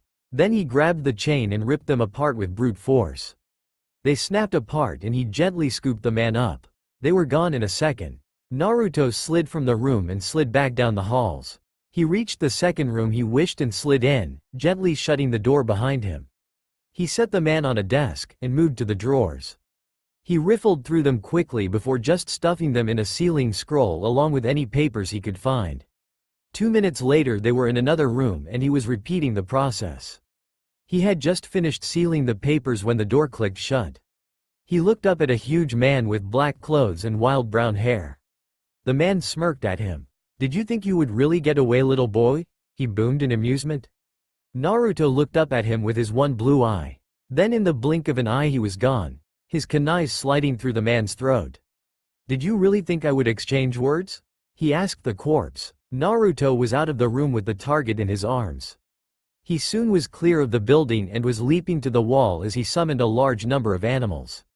As they appeared by him on the wall he threw his arms out. "Scatter and engage. Return home if they get close to injuring or killing you." The animals scattered. Akira stayed by them though and Naruto swung on. Kimimaro leapt over the dead guards and also swung onto the tiger before they were off into the night, heading for the closest forest to get out of the mountains. As they got a good distance away Naruto put his hands in a sign. Behind them the building he had been in blew up in flames and screams rang out. He gave a howl and 10 wolves and a few other animals responded making the screams gain volume. "Won't say anything, won't say anything, won't say anything," he mumbled as he came into consciousness. It was his mantra. He wouldn't stop it till he died or was rescued. More than 90% chance of the former. So he would repeat it till the end. He didn't know how long he had been captured for, but for all the torture he would not break. Never. He wouldn't. He had to keep any and every secret to himself. He wouldn't even tell them his name. Them being the Kumo Nin. They had captured him for information. He would never give it to them. But he knew he would have to open his eyes soon, to see if he was in the cell or the torture room. When Hayate Gecko opened his eyes he was stopped stunned, shocked, bewildered by the sight of a moon and stars. He could feel cool grass beneath his body and heat emitting from beside him. He could hear soft mutters notifying him he had company, but all he cared for was the view of the night sky. He couldn't remember the last time he had seen it. He inhaled the fresh air deeply, not caring about the pain in his sides. The air didn't reek of blood. He could only lay there and bask in the peace. Suddenly he felt a hand on his side. He tilted his head to catch sight of a long golden braid with scattered beads entwined in it, a black eye patch, a lone icy blue eye, and whisker marks. His breath caught as he noticed the lean structure of the teen and the beauty he showed. Then he recognized him and for a second time his breath caught. The Kyuubi Jinchuriki. What was he doing here? He attempted to open his mouth and talk but a dull rasp emitted. He had screamed it hoarse and only got his mantra out by pure will. His voice failed him now. The boy looked to him and a blue clashed with his own eyes. Then the boy gave a small smile, barely an upturning of lips. He reached for Hayate's hands and Hayate could only let the boy pick up his limp arms. Metal shackles encased his wrist and small pieces of broken chain hung from them. The boy, Uzumaki Naruto if he wasn't mistaken, took the edge of the metal in his hand and tore. Hayate could only stare as the metal shattered and fell from his wrist. The boy repeated the process with his arms and legs. Uzumaki then vanished from view a moment only to return with what looked like a pot of water and some cloth. He ever so gently washed Hayate's bloody torn wrists, so gently Hayate almost cried. All his body could remember was the cruelty of interrogation. For a moment the idea of genjutsu fluttered through his mind, but then he realized even they wouldn't use a genjutsu with Uzumaki rescuing him. As the teen finished his wrists he wrapped them in white bandages, then proceeded to wash and rewrap all his other injuries. Hayate lay silent, letting the teen clean his wounds. When the teen finished he helped Hayate sit up, propping him against a tree they were close by. Hayate could now see they were in a small clearing. The heat he had felt earlier emitted from a small fire. He was surprised to see another teen in the clearing. This teen looked to be about 14 with bone-white hair, pale skin, eerie green eyes, and some red markings. He could swear he recognized the markings, but his tortured, starved, beaten body couldn't care less about the boy, only the cup Uzumaki had held up to him. He awkwardly grabbed it with torn stiff hands and looked at the watered soup inside. He forced himself to drink it slowly, reveling the taste, not caring that it burnt his mouth and throat on the way down. When he finished Uzumaki looked about to give him more then pulled back. Hayate knew, even though he was hungry, that his stomach couldn't take more. Instead, the boy handed him a flask of water. He drank deeply. He relaxed into the tree and the blonde draped a warm cloak around him. Rest, Hayate. The wind has whispered your sufferings. You need to rest. Hayate didn't even have time to question him as he felt his eyes close and the sense of awareness ebb away. When Hayate woke next, he felt soft velvety fur beneath his fingers. He also swayed with the fur, giving him the feeling they were moving. His eyes fluttered open and he found himself staring down at white fur striped with black. His breath hitched as he looked at the large tiger he sat on. Said tiger was leaping through the trees as swiftly as any ninja, and with the balance of any ninja. He spotted small hands in front of him and followed arms that wrapped around his waist in order to keep him on. He felt soft breath press against his neck and twisted slightly to meet the eye of Uzumaki. The boy gave him a studying look. Then he looked forwards again. We will be in Konoha in a few days. Rest. Hayate felt his conscience fleeing again and sank into painless oblivion. Naruto gazed at the large gates as Akira slunk up to them gracefully. Kimimaro walked beside them, and Hayate lay in his arms dead to the world. As they reached the gates, the two Chunin guards stared at him with dropped jaws and large eyes. They just stepped past the guards. They no doubt recognized Hayate and him, and would allow Kimimaro to pass with them. The tiger probably startled them though. Naruto nudged Akira and they were off across the roofs, a blur. When they arrived at the Hokage's office, they slipped in the large doors and the Hokage looked up at them. His eyes widened and he just stared. Naruto slid off of Akira and Kimimaro grabbed Hayate at his signal. Naruto waited for the Hokage to speak and idly straightened the spear on his back. He had wanted it ready in case he couldn't summon it in time, just in case Kumo Nin caught up. Finally the Hokage snapped his mouth shut. Naruto. He breathed. Hi, Hokage-sama. I've returned like promised from my vacation. I met Kimimaro here on my journey and he has sworn loyalty to me. We rescued Hayate from a Kumo interrogation room. I've healed him as best as I could and he is fine for now, but you should get a doctor to look after him. The Hokage stared for a second. Then he waved a hand. An Anbu leapt from the shadows and grabbed Hayate before leaping outside towards the hospital. The Hokage eyed Akira as he moved around his desk. Naruto caught the look. This is Akira. He's my partner, he comes from the Forest of Death. The Hokage nodded to the tiger, whom in turn did a half bow. And Kimimaro was it? The Hokage asked. Are you from the Kagaya clan? Kimimaro sent Naruto a glance then nodded. And you've sworn loyalty to Naruto? I shall serve him till I die. The Hokage nodded then walked up to Naruto smiling. He embraced the blonde. It is good to see you again, Naruto. You too, Gigi. Naruto said with half a smile. The Hokage smiled and moved back to his desk. He pulled out a few sheets and quickly began filling them in. When he was finished he grinned up at them. These forms will put you back in the academy and allow Kimimaro to stay with you. He won't be listed as a Konoha ninja though, as the council will then either make him star his own clan, against his will even, or send him on suicide missions. He is now a vassal to the Uzumaki clan. Naruto raised a brow. Uzumaki clan. While you were away the council tried everything to make you a missing nin. I finally stated that since you were Kushina's son, you had her bloodline, and you were named in Uzumaki, you could be considered the head of the clan. Congratulations. You now have clan protection laws, more freedom, a seat on the council, and the right to have loyal vassals that are not a part of Konoha. Naruto gave a deep smirk as he thought of the possibilities. Oh, and for rescuing one of Out Jonin, who is also the last of the Kenjutsu masters, and the last of the Hayate clan, I believe you deserve a bonus pay.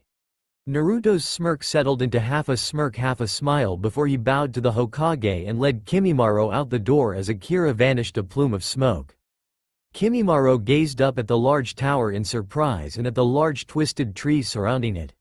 This is the place? He asked. Naruto nodded. Kimimaro shrugged inwardly. It was very different from the dark cell he had lived in the Kagaya clan. Pick any room and feel free to look around. I'm going to make some dinner. Kimimaro obviously chose a room right next to Naruto's. Naruto hummed an eerie tune to himself as he pulled the last weed from the garden. He had finally worked them up to their glory again. Most of the vegetables that had been able to had come back every years, and the flowers had spread like weeds. Even if a year and a half had passed, nothing much besides the garden had changed. He smiled slightly at the large potato plants.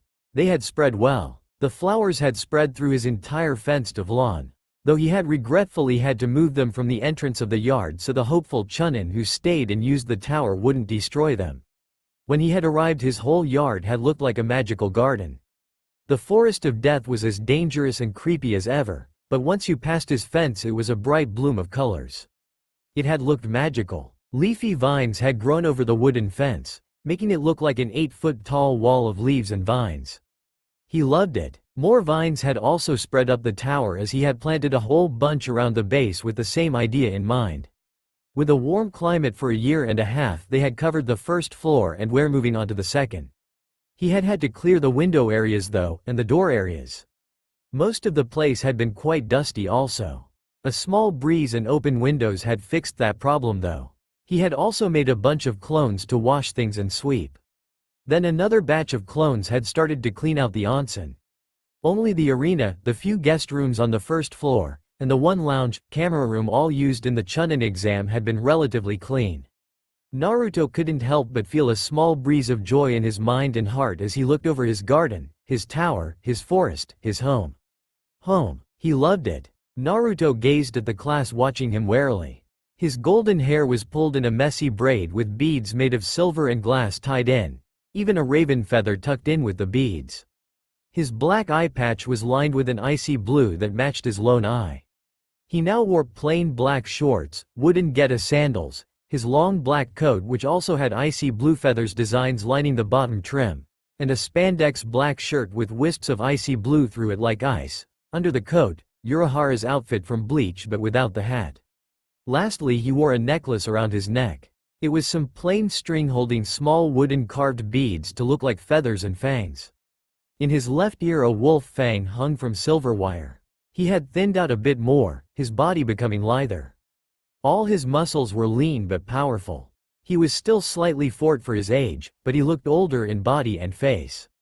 Not 14 and a half. His eyes gave the appearance of a hardened shinobi and his movement was fluid and dangerous. Adorning each cheek were 3 whisker-like marks, black and elegant in design. His skin was a healthy tone, not pale but not overly tan. All in all, he made a beautiful and imposing figure. The kind that attracted attention, but could hide in plain sight. He also gave off a dangerous and feral look. None of the academy kids, and many others, wouldn't mess with him.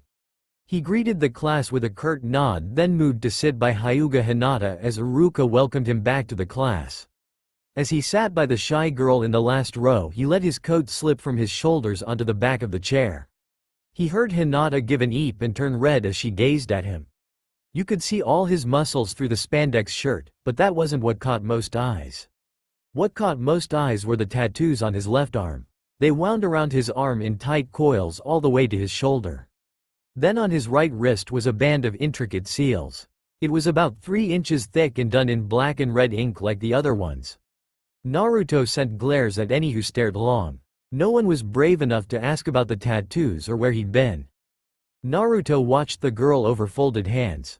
She was a nervous little thing, always either fidgeting or staying so still you forgot about her.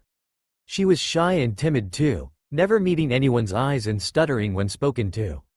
She was the exact opposite of any Hyuga he had ever met. But that's what caught his eye. She was different. He watched as the rest of the class streamed out to meet their parents after a day of school. Hinata just hurried off towards her home, no one meeting with her. Within a few seconds he was walking beside her. She gave a startled eep and blushed lightly, pausing and pushing her fingers together. "See, can I help you end Naruto?" she asked. He smirked just slightly. Few called him Naruto. Kids in the class called him Dobi and teachers called him Uzumaki. Hinata was braver than she knew. He didn't reply though, just held out a small piece of paper. It had a name and an address. "If you want to be strong." He left it hanging. She took the paper after barely a second of hesitation. She gazed at it in surprise. "Morino Ibiki," she read. "He sounds familiar." Naruto just gave a smirk then vanished towards his forest. Ibiki stared down at the girl in surprise. The small Hyuga heiress had walked up to him a minute ago and asked for training. Now she was looking down and twiddling her fingers. He wondered where the hell she had got the courage to ask. And why him? Why not ask another kunoichi to train her? When he had asked, she had told him Uzumaki had told her to ask him.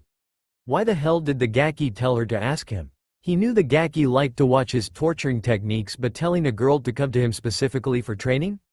The Hyuga heiress at that. There was a moment of silence. Then Ibiki gave a terrifying grin as he chuckled and rubbed his hands together in glee. He'd have to thank the brat for the apprentice. Naruto watched as the months passed. He spent most of the time in his tower with Kimimaro training, gardening, or studying.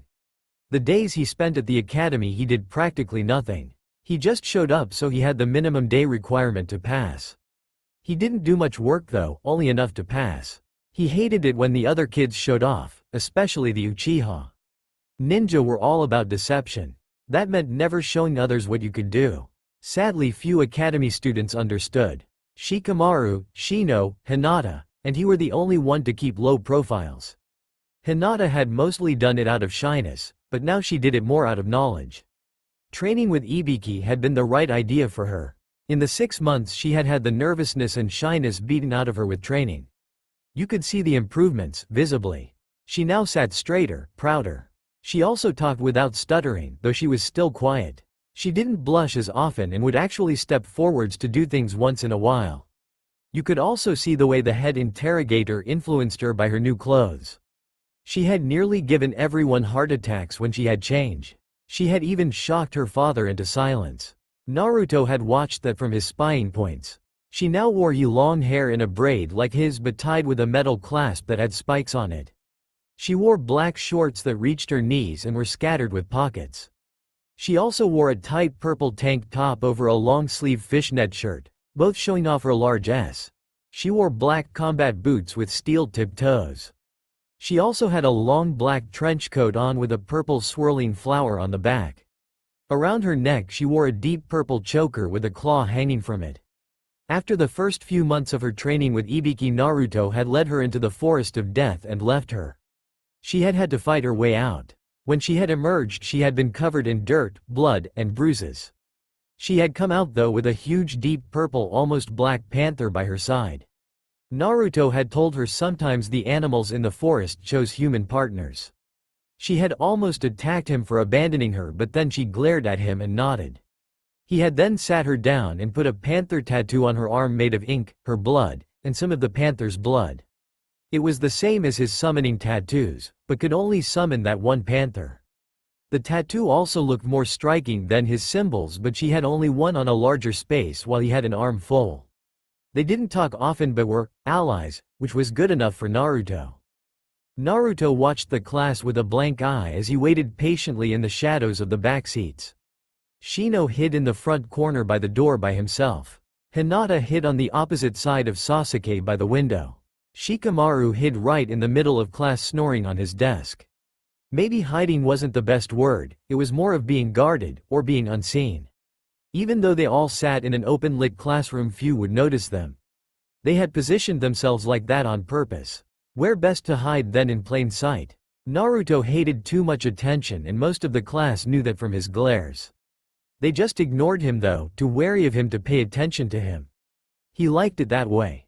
All his musing was interrupted by Iruka as the teacher stepped into the room. As the class settled down, Iruka smiled at them, Mizuki smiling beside him. Today is the final exam. Kids cheered at this. Calm down. We'll begin the day off with a written test. It's worth 20% of you mark. Kids groaned and settled down as Iruka and Mizuki passed the tests out. When Naruto got his, he calmly filled out the odd one, purposely not getting any higher than a passing grade. The second part of the exam was weapon throwing. It was also worth 20%. Naruto took 100% on this along with Sasuke, Hinata, and Shino. The third part was the taijutsu. Naruto did just enough to get a passing mark, showing off the academy-style basics in a battle against Iruka. The fourth and final part of the test was the academy jutsus. Naruto stood in front of the pair, in a room separate from the class, watching both with guarded eyes. Mizuki and Iruka were tallying his other marks to figure out how much he had to do to pass. The three jutsus were worth 40% together while the others only equaled 20% each.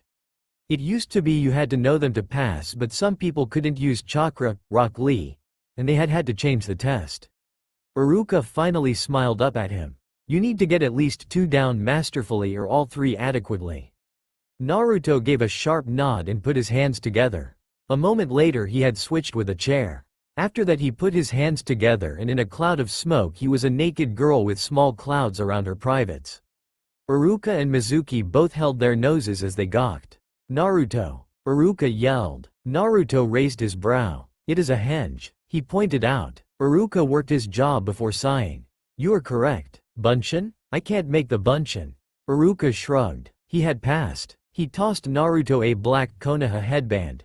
Mizuki sneered though. That henge was very inappropriate and he can't do the simplest bunshin. He failed. Now Mizuki, it was acceptable and we said he only had to pass 2. Well, I won't let the demon pass. Even if I had to kill him to stop him.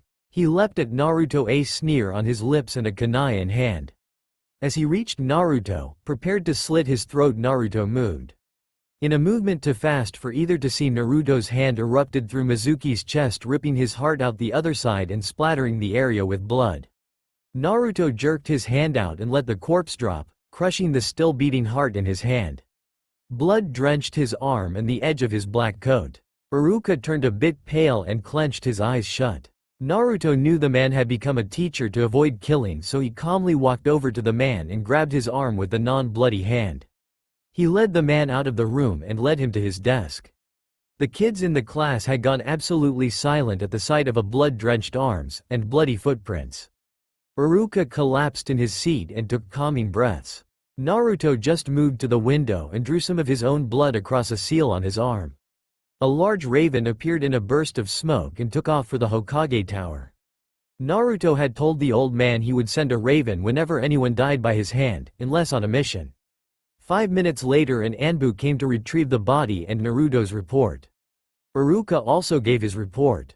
The masked man grabbed the body and was gone. The raven who had led him here gave Naruto a caw and vanished in a plume of smoke. When he was gone, the testing started again. As Naruto sat down, everyone scooted away, giving him as much room as possible. He hadn't bothered to wash the blood off his arm. Team 7 is Uchiha Sasuke, Haruno Sakura. Iruka was cut off by a cheer from Haruno.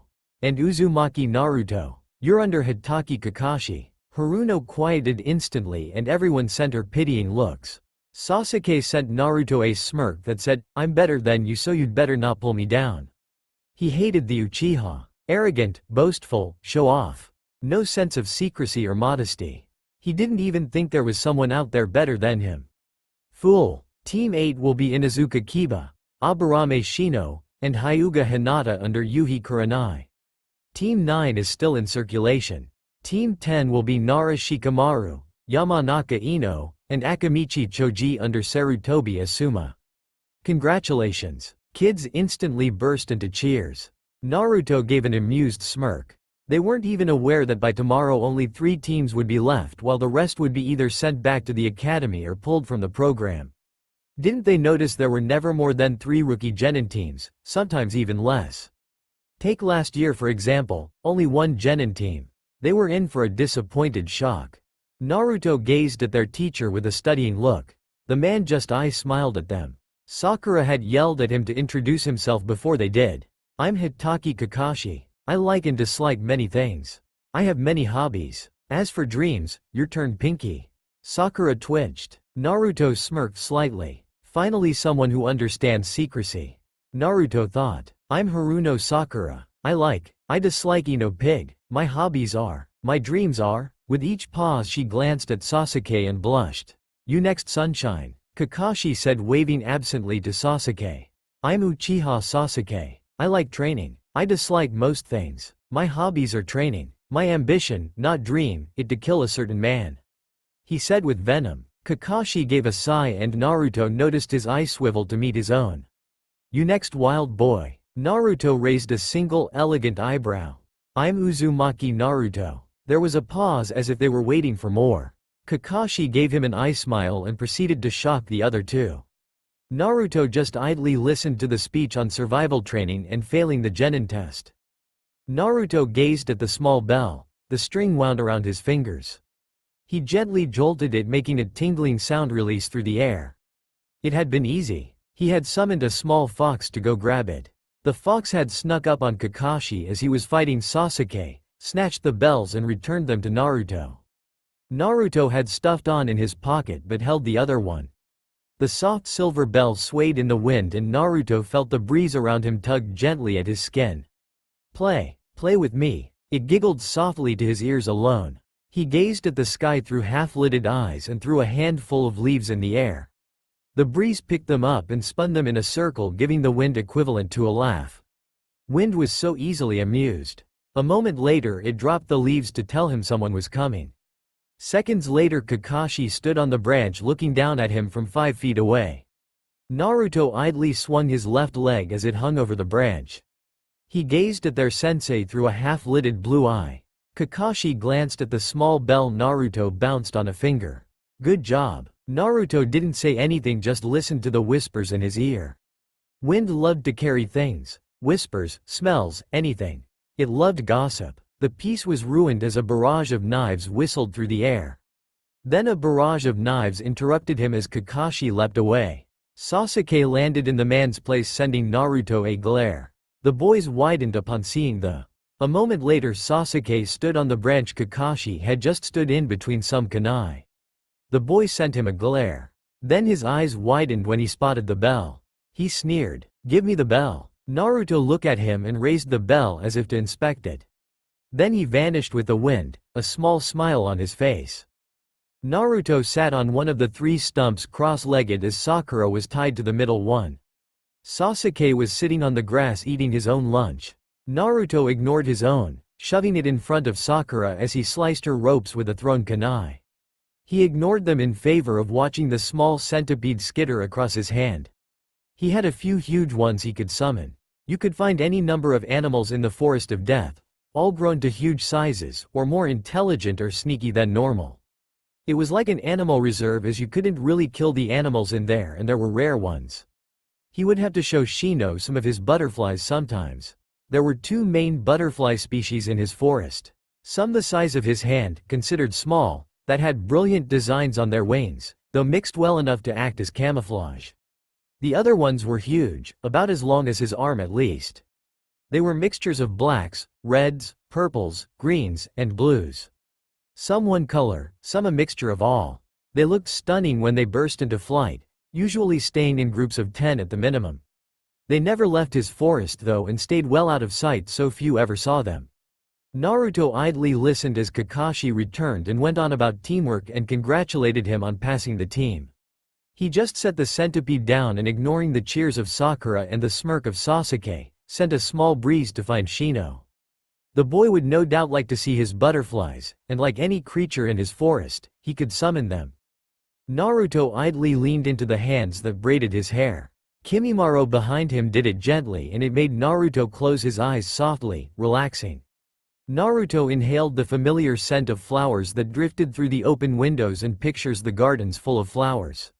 He loved gardening. His eye opened reluctantly as Kimimaro finished his braid. He stood and glanced at the clock. 11. Kakashi had said to meet at 8. Naruto had sent 2 clones at 9. One would hide, then dispel itself when Kakashi arrived. The clone had dispelled an hour ago. He would have to meet up before his second clone was dispelled. Kimimaro followed him out the door but only waved him off as he vanished into the trees. The Kagaya hadn't been very happy realizing he couldn't tail Naruto all the time but had accepted it. Naruto watched the sunset as he stood on the balcony of the top floor. As the sun set, it lit the sky on fire with reds and oranges. He watched until it vanished from sight before moving back downstairs to the 3rd floor, 7 floors in the tower, getting smaller with every floor, to the living room. As he reached it, he curled up on the mass of pillows and blankets on the floor, Kimimaro joining him a moment later. His birthday was spent with only himself and Kimimaro. The TV had been changed to a movie and Naruto curled up like a small animal on the pile of pillows and blankets, resting his head in Kimimaro's lap. The white-haired boy stroked his hair as the movie started. He felt like a child for just a few moments as he lay there. His eye throbbed slightly and he pressed the heel of his hand to the empty socket. He felt like the damaged child once again and he needed comfort. Sakura huffed in annoyance. "Where is Naruto?" she finally yelled, hopping to her feet. Sasuke sneered and Kakashi just smiled. I have no idea. She sent him a filthy look. Can we go get him then? You were late and he's even later. I don't want to spend my time sitting here. She yelled. We can't go get him. Kakashi shrugged, flipping a page in his book. Why not? Sasuke asked, interest piqued. You wouldn't get into his house alive. Sasuke snorted. As if the Dobi would keep me out. Kakashi sent him a flat look. The kid still thinks Uzumaki is a Dobi? He wondered. Why not Kakashi? Sakura asked instead. He had some guard animals. Kakashi said, smiling. So? Sasuke asked. They're vicious. Tore apart some other people once. That ended the subject. Finally, after another few minutes, a boy appeared walking towards them. Said boy had light green eyes, white hair, red markings, and wore a set of black pants with a deep purple kimono top, which hung open, tied at his waist with a deep blue sash. Kakashi slid his book away as he recognized the Kagaya. Everyone had been shocked when Uzumaki had returned to Konoha with the last Kagaya as his loyal vassal. The council had tried to get the Kagaya to join Konoha's ranks and breed his bloodline, but the teen refused. And as he was under Naruto's protection, there was little they could do. They had tried to order Uzumaki to make the teen do so, but the blonde had laughed in their faces. They couldn't do anything, and Uzumaki gained a loyal follower not a part of Konoha exactly. Hitaki. The teen greeted, bowing his head slightly. Who are you? Sasuke sneered before Kakashi could respond. Kagaya looked down his nose at the boy, then turned to Kakashi. I'm Kagaya Kimimaro. You're the Kagaya? Sakura squeaked. The bookworm would surely know of the war-loving clan. Hi. She gazed at him with respect and awe. Sasuke snorted. I have come to inform you that Naruto-sama is busy on a project and shall not be able to meet for a few days at most. Kakashi gave a nod. Naruto-sama? Sakura asked before bursting out into giggles. You're Naruto's vassal. Sasuke sneered in distaste. It wasn't a surprise, he knew. Almost all of Konoha did. They also knew not to insult Naruto in front of the teen. Hi, the teen answered. You should ditch the Dobi and be a vassal to me. Sasuke said arrogantly. Kakashi sighed. Sometimes Sasuke made himself look like such a moron. It was nerve-grating at times. Suddenly there was a bone knife at Sasuke's throat. Everyone froze. Never call Naruto-sama that in front of me again. The boy whispered menacingly. Sasuke gave a jerk nod. The knife sunk back into pale flesh and Kimimaro straightened. The teen strode of again. Sasuke, think before you speak next time. People like that are insanely loyal and can be a bit odd. Kakashi said before pulling his book out again. The cat in his arms purred softly, enjoying his petting. The orange cat was perfectly fine being carried back the Hokage's tower in the blonde's arm. It could feel the bond the boy shared with animals and understood he wouldn't hurt him, but pet him. As they arrived, the daimyo's wife scooped the cat up, cooing over it and hugging it to death. Naruto just watched before turning to the Hokage. Next mission, he said. Where's the rest of Team 7? Still looking for Tora. Everyone in the room sweat dropped. Naruto gazed at the Hokage and the Hokage stared back. Neither blinked or moved their stare. After 5 minutes, the watchers began to wonder what they were doing with their stare down. Finally the Hokage blinked. He huffed. Fine, you win, I'll give you a C rank. Just like that. Sakura yelled in disbelief. He did beat me in a staring contest. The Hokage said as if that answered everything. Most sweat dropped. Sarutobi held out a scroll and Kakashi took it. Your job will be to escort a bridge builder to Wave and protect him from bandits as he finishes his bridge. They nodded and the Hokage nodded to a guard who let a man in. Said man looked at them. I pay good money and I get a bunch of 15-year-old kids? He scowled. An emo boy with a funny hairstyle, a girl with pink hair and a huge forehead, and a wild-looking kid? Naruto gave him a flat stare and moved to the window, hoping onto the still. Meet at the gate in 2 hours, Naruto. Kakashi said absently as he held Sakura back from murdering the old man. Naruto gave curt nod before he was gone. Naruto watched as Sasuke dealt with the one brother with a few flashy flips. The second leapt for him, and before anyone could so much as gasp, he had summoned his spear from the tattoo band around his arm. It slid into his hand quickly and sliced through the air. A moment later the brother's head was on the ground 10 feet from his body. Tazuna rushed to the bush and threw up as the blood splattered everywhere. Sakura looked a bit green also.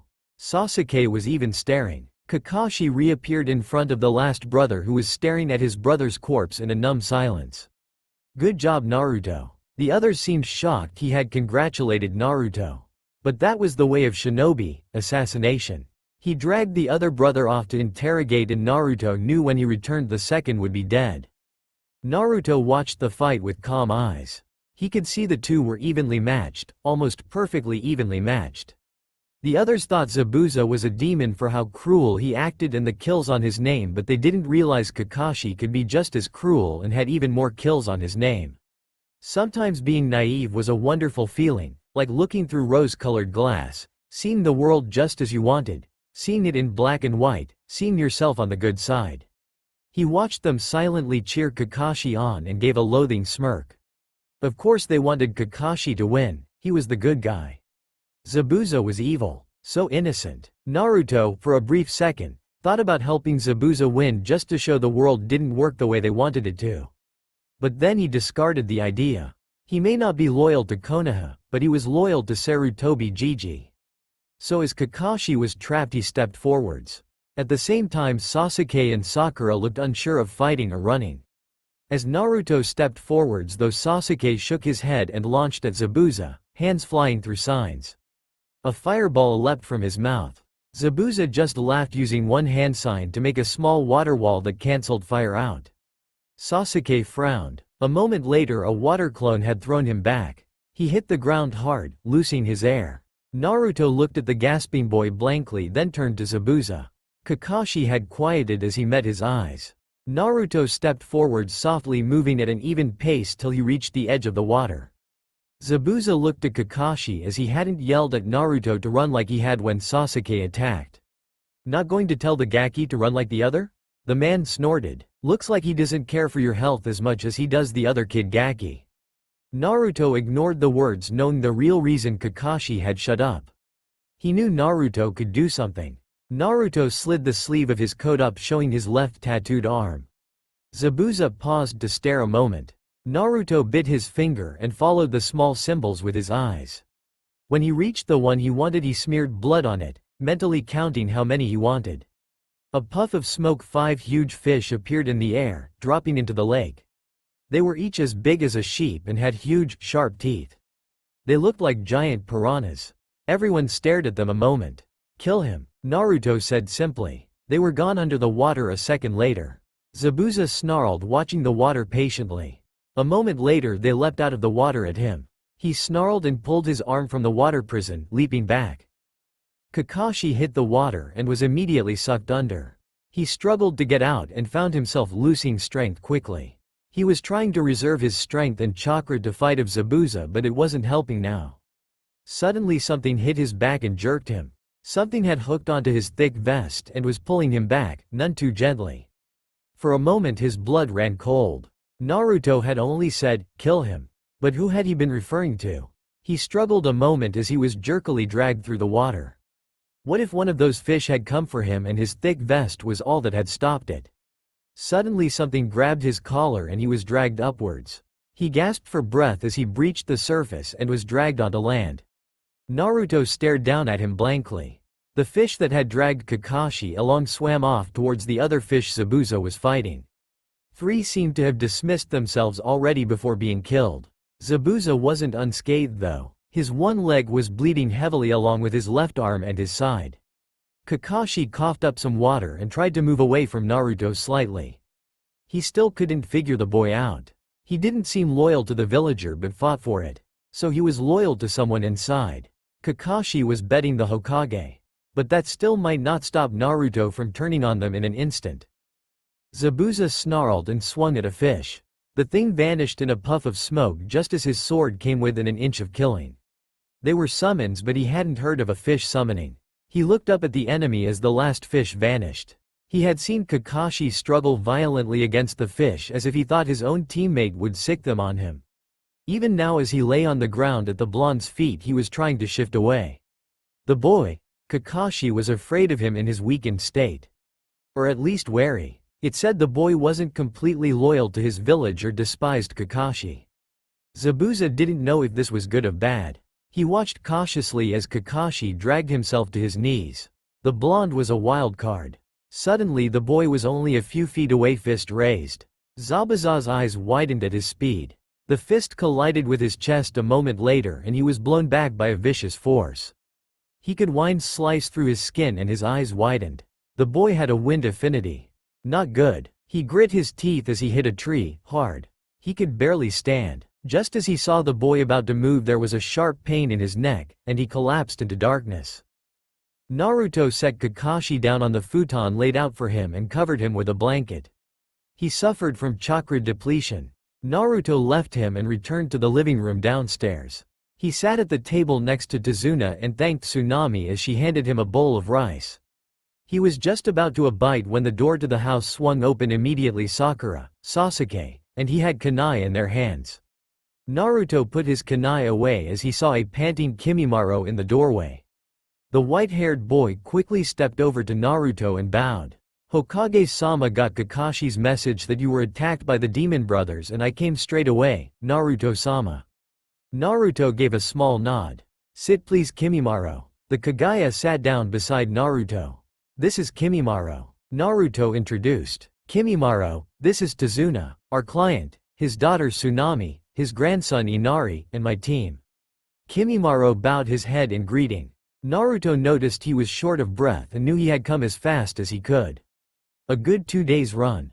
Naruto silently handed over his bowl of rice to the teen. Naruto-sama? Eat, then rest. Kakashi is sleeping and it is late, so there is nothing we need to do. The boy nodded curtly. Naruto sighed inaudibly and ignored the glances their way. Naruto let his fingers drag through the feathers, allowing himself a moment of peace, tuning out noises his team made. Kimimaro stayed crouched beside him, both hidden by the leaves of the tall tree. Kakashi sat below them reading his book as Sakura and Sasuke ran up the tree. Sasuke hadn't yet reached the top. Kakashi was making Sakura turn up and down to grow her reserves. Naruto was free to do as he wished. He just stroked the small robin in his lap which had curled up on his lap, resting from flight and basking in Naruto's presence. Finally he spotted what he was waiting for. It was in the form of a raven. The raven swooped to him immediately, landing on his outstretched arm. He took the large roll of paper from its talons and opened them. The raven hopped to his shoulder and pecked at an area on the map. Ravens were intelligent creatures and this one lived in the forest of death, forcing it to be trickier, sneakier, smarter to survive. Besides that, just being in Naruto's presence long seemed to make animals smarter. Maybe his bond with them, from his mother's bloodline, allowed them to think more human. He and Kyuubi had finally learned to the extent his mother's bloodline had passed on to him. He could command almost any animal. Animals understood him very well. Animals could be changed in his presence, becoming smarter, growing larger, or becoming better fighters. He shook the thoughts to the side and stroked the raven before dismissing it. He pulled a pen from one of the inside pockets of his coat and circled the area the raven had pointed to him. Slowly 5 more ravens appeared, all bringing various things as proof they had found something interesting. One brought a small throwing knife, another brought another map, and one even brought an expensive-looking slipper. All the ravens pointed to various places on his map also, and he circled them. When the last raven was dismissed, Naruto dropped to the ground of the clearing, Kimimaro following, and the robin flying back to the tree. The others paused to give him a look before training and reading again.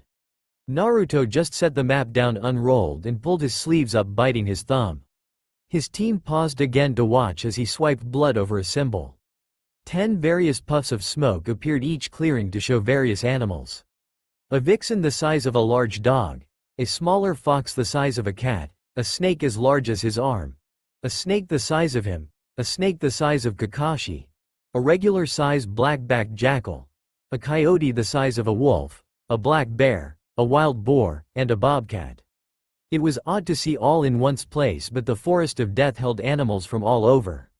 Naruto pulled a bloody bandage from his sleeve. Try and find the man this blood belongs to.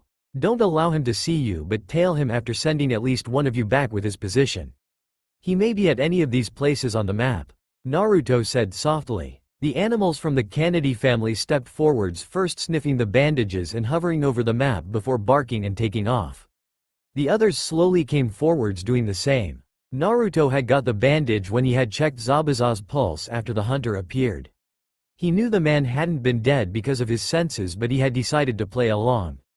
As the last animals vanished into the undergrowth, Naruto rolled the map up and tucked it up his sleeves. She straightened to find his team staring at him. "Wow, I didn't know the Forest of Death had such a variety," Kakashi said. "All of the regular animals avoid humans because they know only ninja enter and ninja are dangerous. The larger ones don't usually bother with humans either, except the stupider ones. Besides that, I brought a few back when I returned from my vacation." Kakashi gave an understanding nod. Sasuke stepped forwards frowning. "Where did you get the summoning contract that allows you to summon all animals?" "It's not a contract. You mean you've got all those animals to just agree to be summoned?" Sakura asked. "But that means they all have to have given you blood and allowed you to give them small traces of chakra. Summoning just single animals without a contract is also a seal master technique." Kakashi glanced at Naruto, tilting his head. Naruto pulled his coat down slightly to show the back of his shoulder. A tattoo for seal was there. Kakashi gave him a startled look. Naruto was one of the few seal masters alive. One of 3. The others barely counted as masters also. Naruto had learned some long-forgotten seal thing from Kyuubi. He was probably the most fluent with seals in hundreds of years. He prided himself with the fact it had only taken him 6 years to reach that level also. Shadow clones had helped a lot with that. "Teach me how to summon animals and show me this forest you got the animals from," Sasuke said demandingly. Naruto stared at him as if he were insane. As if he'd let the boy into his forest. He had only barely agreed to let the Chunin exams take place in it, and that was when Sarutobi had begged for a few weeks, so he wasn't just going to let Sasuke waltz in and try to take his animals. Naruto just turned on his heel and walked off, allowing Kakashi to deal with the Uchiha. Naruto circled the small area on his map and studied the rest of it. So far neither Zabuza or his apprentice were at any of Gato's bases. Seems they were smart enough not to stay with the man. Naruto was unsure of where else he could be though. He frowned in thought as he turned to Kimimaro.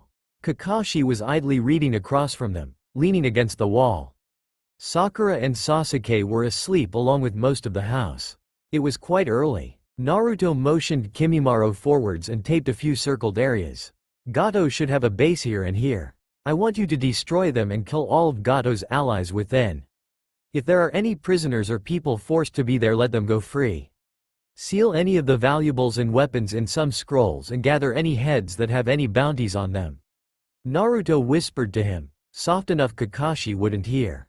Kimimaro nodded but then blushed just slightly. "I do not know how to make sealing scrolls and I have none." Naruto just gave him a reassuring nod and pulled a single small scroll from his coat. Kimimaro looked at it curiously as Naruto handed it over. "It's my own design. It can hold as much as 10 regular sealing scrolls." The teen looked at it in appreciation, then stood and bowed his head. "Meet back here when you're finished. And take Silo with you," Naruto said, motioning to the jackal at his feet. Said jackal gave a yip and followed the bone user out the door. Kakashi also watched him leave. "Where is he going?" he asked. "He'll be back," was all Naruto said. Then Naruto rolled his map up and slid it in his sleeve before standing. He glanced at the crutches beside Kakashi. "How much longer till you're in top form?" "A week minimum, 2 maximum." Zabuza had a few good wounds also. And he had chakra exhaustion in the end also, so he should take the same amount if not more time. Kakashi nodded thoughtfully. Naruto quickly summoned a raven and 2 large wolves. The wolves were about the size of a pony each, one a dark gray, the other a deep black. The gray female was the one who had taken a liking to Kimimaro. The black one was just another of the pack. They gave him soft yips as greetings as the raven flew to Kakashi's shoulder. "Yuri, the raven on your shoulder will be able to find me at any given time if you need to send me a message of such. The wolves shall help you guard, one staying at the house, the other going to the bridge with you." Kakashi gave a slow nod, looking him over. "And where are you going?" Naruto just smirked and walked out the door. Naruto gave a devious smirk as he stepped over the corpses guarding the door. Said corpses had looks of shock and terror still etched into their faces. Naruto just walked on, cracking his knuckles and flexing his now blood-stained claws. His coat sleeves hid most of the blood up his arm as he walked down the hall of the base. He was about 10 feet into said hall when he reached stairs going down. This was one of Gato's bases that was hidden underground, the entrance hidden as an old shed. As he walked further down the stairs, a light got closer and noise got louder. When he finally reached the bottom of the stairs, he stepped through a door to find a group of men sitting around a table drinking and playing cards. The rest of the room was filled with crates. This base was about half a kilometer from one of Gato's ports. Naruto stepped into the room unnoticed as the men guarding the cargo were mostly drunk. In one of the corners a woman sat shivering with a chain around her ankle, shackling her to the wall. One of Gato's slaves. Naruto despised Gato for that reason. The man had set up a slave market that ranged across the elemental countries. Few set up slave markets or tried the risky business of selling slaves because most ninja villages weren't disgusted with them. The cruel truth, though, was that there were slave markets and people were captured in battle as slaves. Being captured in battle did have its risks, such as slavery, torture, rape, and death, and many accepted this. The thing Naruto hated about Gato though was the man just took innocent people from various places and sold them as slaves. Naruto narrowed his eyes at the man and quickly scanned the room. Said room was quite large, about 28 feet by 28 feet with a height of 10 feet. It was filled with crates except for the center area with the table and the few doorways that most likely led to rooms the guards stayed in. Naruto looked at the woman again and was about to move towards her when a voice stopped him.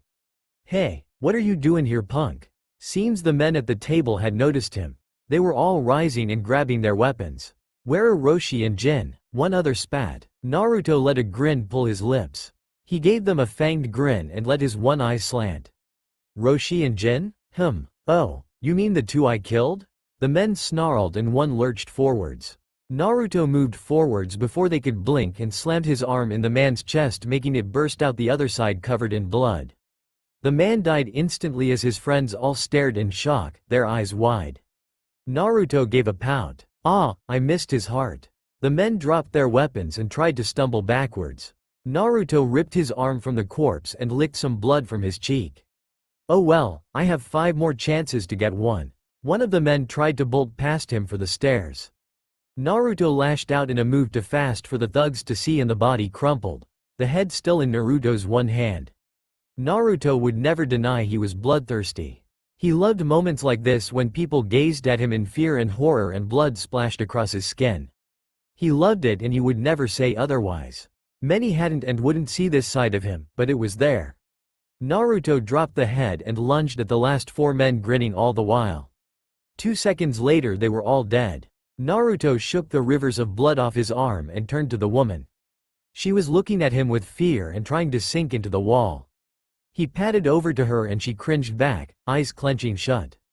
Naruto ripped the shackle from her leg and crouched in front of her, stroking her hair, smearing streaks of blood through the brown locks. "Look at me," he whispered softly. She obeyed, looking at him with frightened blue eyes.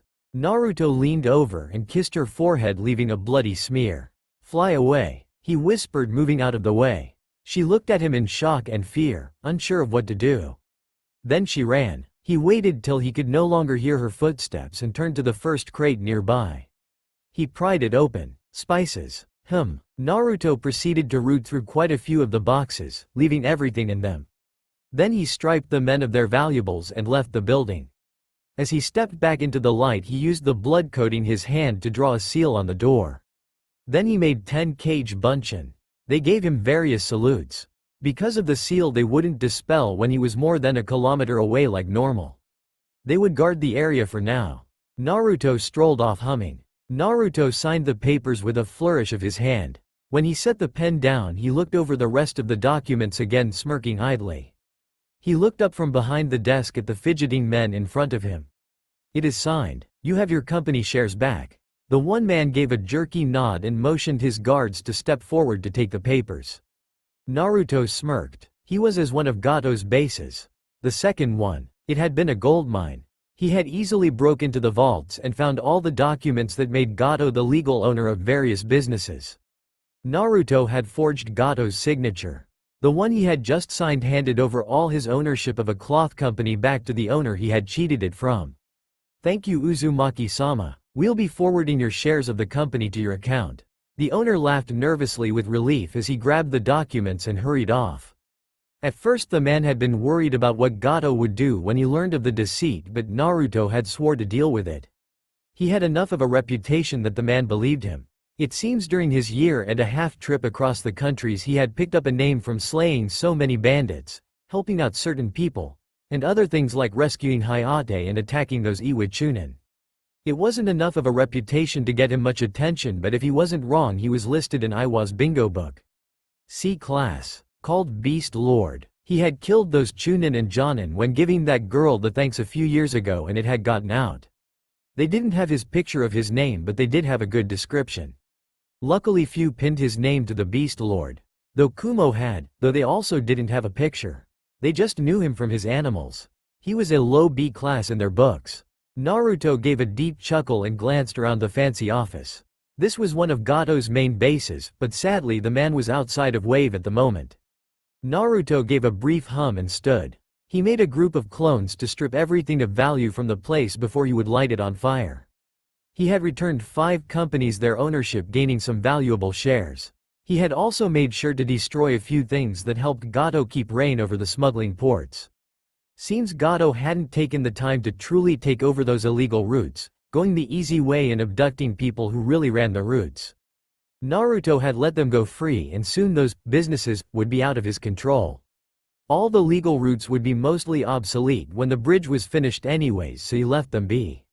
But he had tampered with the man's bank accounts.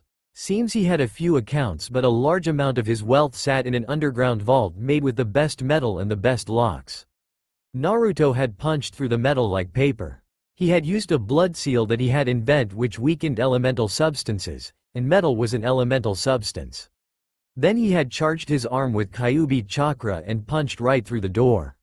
He had emptied the vault into his own sealing scrolls and tucked them away on his person. He planned to keep some for himself, but he wasn't very cold-hearted. He would give the rest to Wave. He had also drained Gato's accounts and poured all the money into the Wave Daimyo's accounts. He had heard the Wave Daimyo was a fair man and knew he wouldn't spend the money on just himself. Naruto allowed a smile to take over as he stepped from the building. He made quick hand signs before breathing out. A fireball leapt from his mouth and spread to the building, splashing it with fiery red flames. He watched a moment as flames consumed the beautiful mansion. He heard the screams of the last few people left alive inside.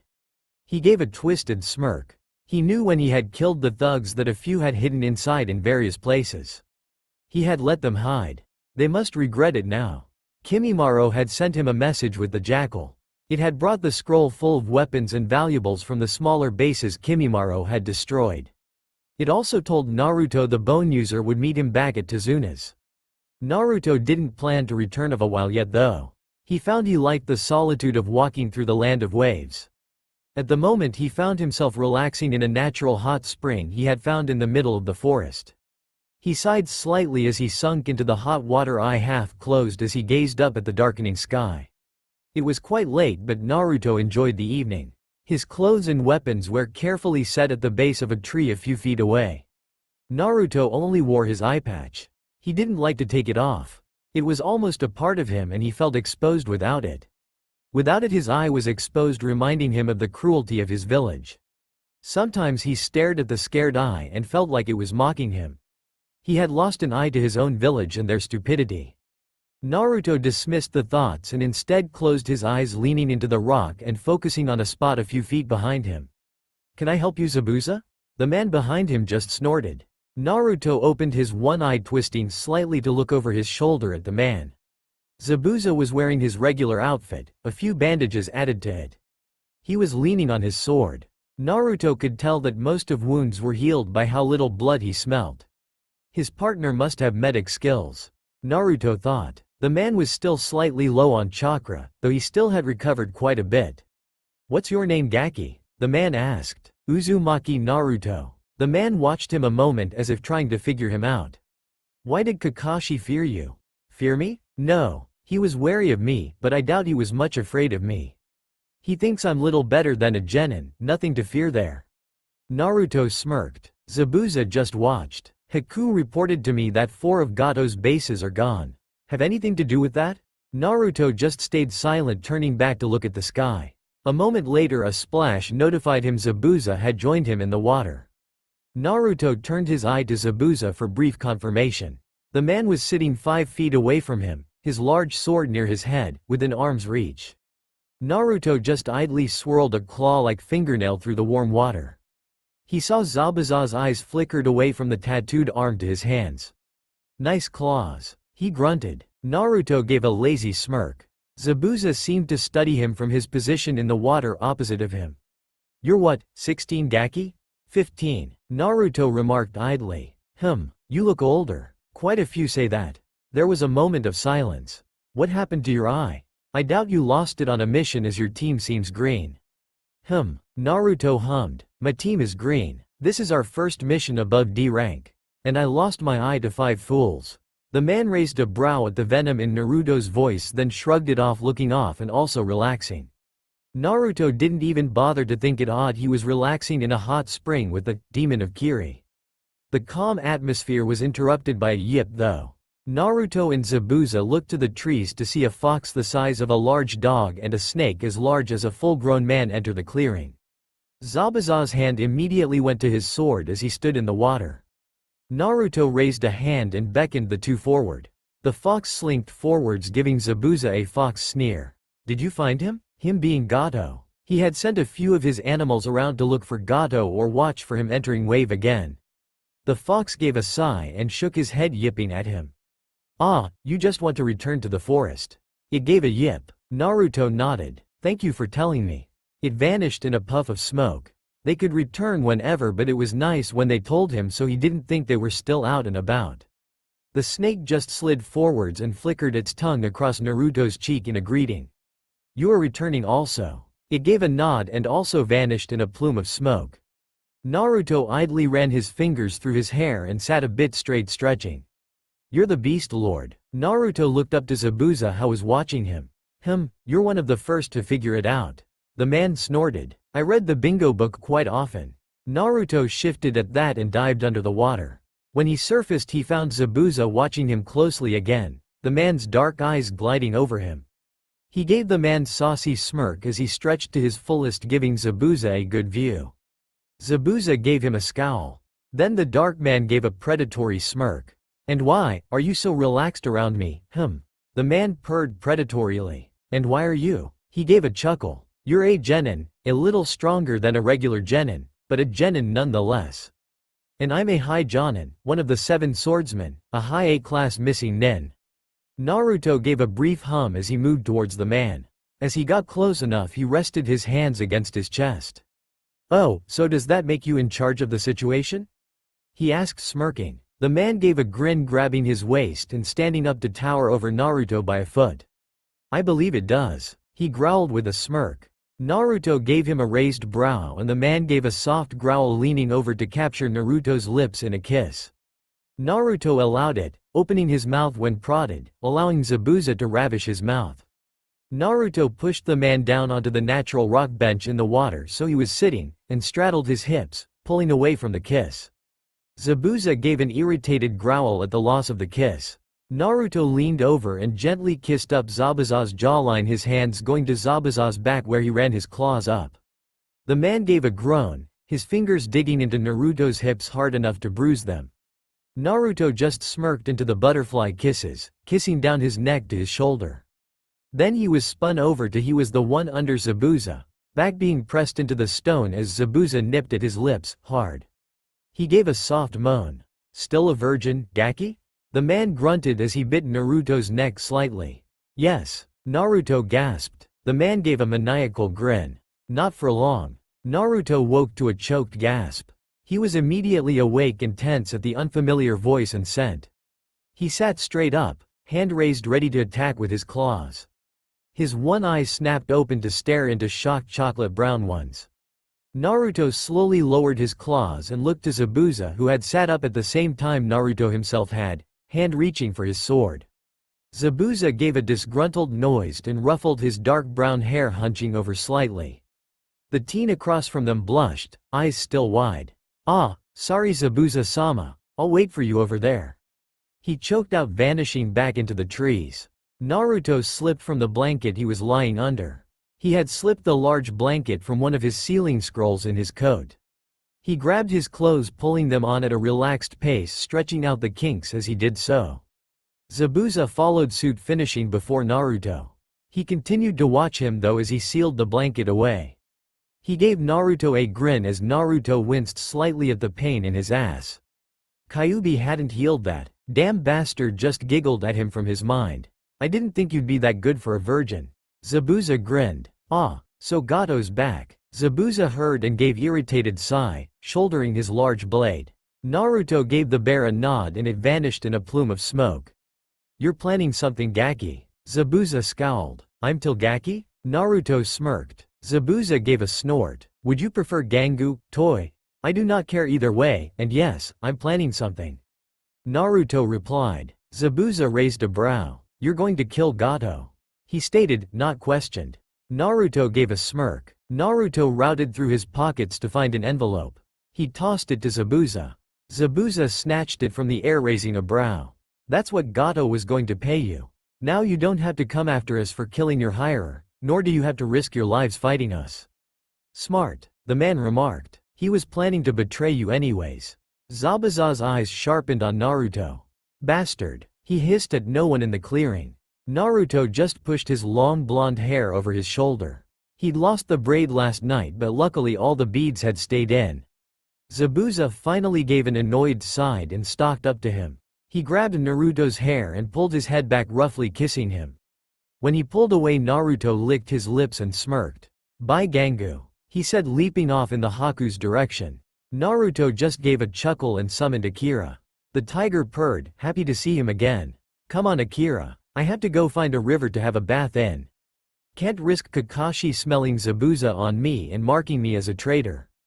Naruto arrived at Tazuna's place to find the large black wolf he had left there standing over to cooling bodies.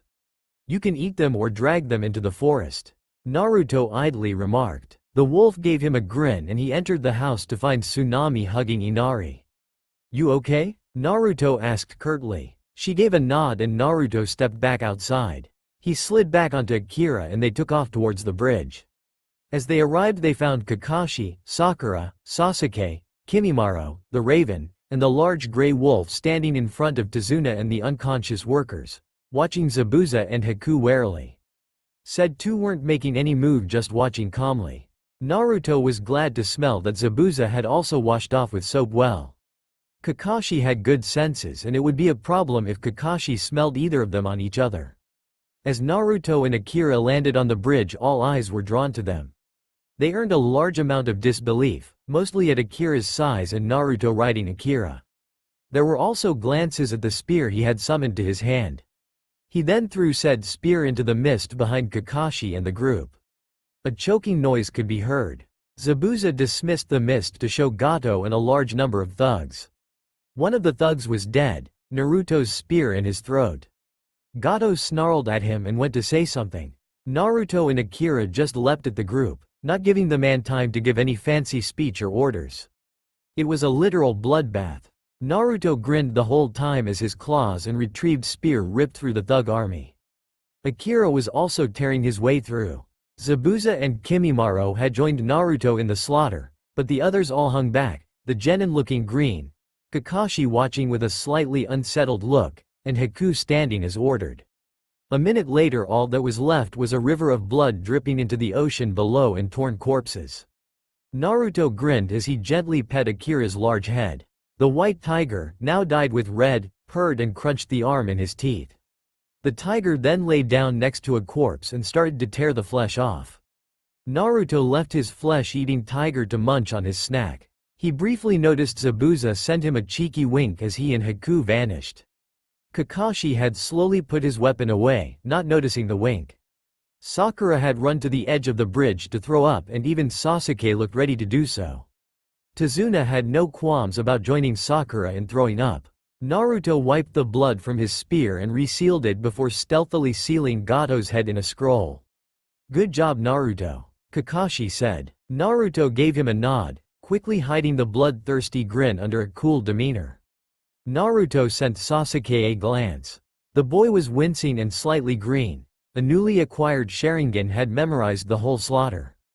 "I'll help with clean up," Naruto said shortly. The Grey Wolf gave Kimimaro a farewell lick before grabbing a corpse and vanishing in a puff of smoke. The Raven followed. Naruto motioned Kimimaro and Akira to back off. Both moved back near Tazuna and the unconscious workers as Naruto flashed through hand signs. A moment later all the thugs' bodies were alight with hot flames. "Bye," Inari yelled after them. Sakura was the only one who bothered to give a goodbye wave as they walked off. Kakashi walked at the front of the group reading his smut and Sasuke walked beside the man looking around with his activated Sharingan. Sakura was beside her crush trying to get his attention. Naruto hung back near the back of the group with Kimimaro. Kimimaro watched him, his head tilted slightly. "You aren't as tense as last time I saw you," he remarked. "I did get to kill some people. That always relieves tension. You were relaxed before that fight a few days ago though. I destroyed 2 of Gato's bases." Kimimaro gave him a blank look. "And why did Zabuza wink at you?" Naruto sighed mentally. Seems Kimimaro had seen that and grown enough of a backbone to ask questions of him. Luckily Kakashi hadn't heard Kimimaro. "Oh, we talked earlier." "Talked? Naruto just sent him a look." The boy blushed at his obvious disrespect of Naruto. "Forgive me Naruto-sama. It is not my place to question you." Naruto waved a hand absently, smirking just slightly. When the others were looking the other way he summoned a large vicious-looking bird. It was one specially from his forest. It was as large as any eagle but with dark feathers, large sharp talons, and red eyes. Naruto handed the scroll with Gato's head to the bird. There was also a note tied around it with his signature, Beast Lord. "Take it to the Wave Daimyo." Naruto smirked. As Naruto plopped down on the couch he sighed happily. Finally he was back in his tower. He had left clones during the mission, tied to the tower with a seal to care of the garden and place so he didn't have any cleaning to do when he got back. He accepted a bowl of soup and some dango Kimimaro held out for him and dug in as Kimimaro did the same. He enjoyed the silence as they ate. When he finished he moved to the kitchen, setting his dishes in the sink. Kimimaro did the same a moment later. Then Naruto pulled a note from his pocket. The Hokage had handed it to him as they had returned from their mission but Naruto had waited to open it. He frowned as he looked at it. So they wanted to use his Forest of the Chunin exam. He gave an irritated sigh but quickly wrote a reply and summoned a raven to take it. He glanced around and sighed again. He'd have to remind Sarutobi to tell all the participants to stay out of the areas not used in the exam. Then Naruto smirked. At least this year he'd be here for the exams, and as it was his place the referees couldn't kick him out. That meant he would get to watch the preliminaries in the arena, and maybe even tail a few in the forest for fun. "You'd best let him go," Naruto said calmly. Sakura fidgeted beside him. The boy he was speaking to just sneered, attention momentarily away from the boy struggling against his hold. "And what are you going to do about it?" the boy taunted. Said boy raised his fist ready to hit the kid in his hand. Naruto was 5 feet closer a second later. He swung his arm up activating the ceiling tattoo on his wrist. His spear slid into his hand fluidly, the sharp steel pressed against the boy's neck. Everyone froze. The boy's teammate, a blonde girl, reached for a large battle fan on her back, a nervous look on her face. The boy Naruto was threatening dropped Konohamaru. The Hokage's grandson scooted back and with a yelp of thanks took off with his 2 friends. Naruto kept the spear pressed to Catboy's throat. During the exams, Naruto stated softly, "You are a guest in our village. Threatening our citizens or ninja can result in your arrest and war, especially when that citizen is the Hokage's grandson." The boy licked his lips nervously. Naruto pulled the spear away, resealing it. Naruto stepped closer to the boy so he could speak without Sakura hearing. The boy remained still as Naruto placed a clawed hand over the area of his heart. He gave the boy an absolutely blank look. "Give me one reason," he said in a whisper, "and I'll rip your heart out with my bare hands." The boy choked and shuddered. Naruto backed up. "Kankuro. Temari." Naruto glanced up at the redhead. Sasuke, who had stood watching the scene in a tree, spun to also look at the redhead behind him. "Hello Gaara." The blonde, Temari stuttered.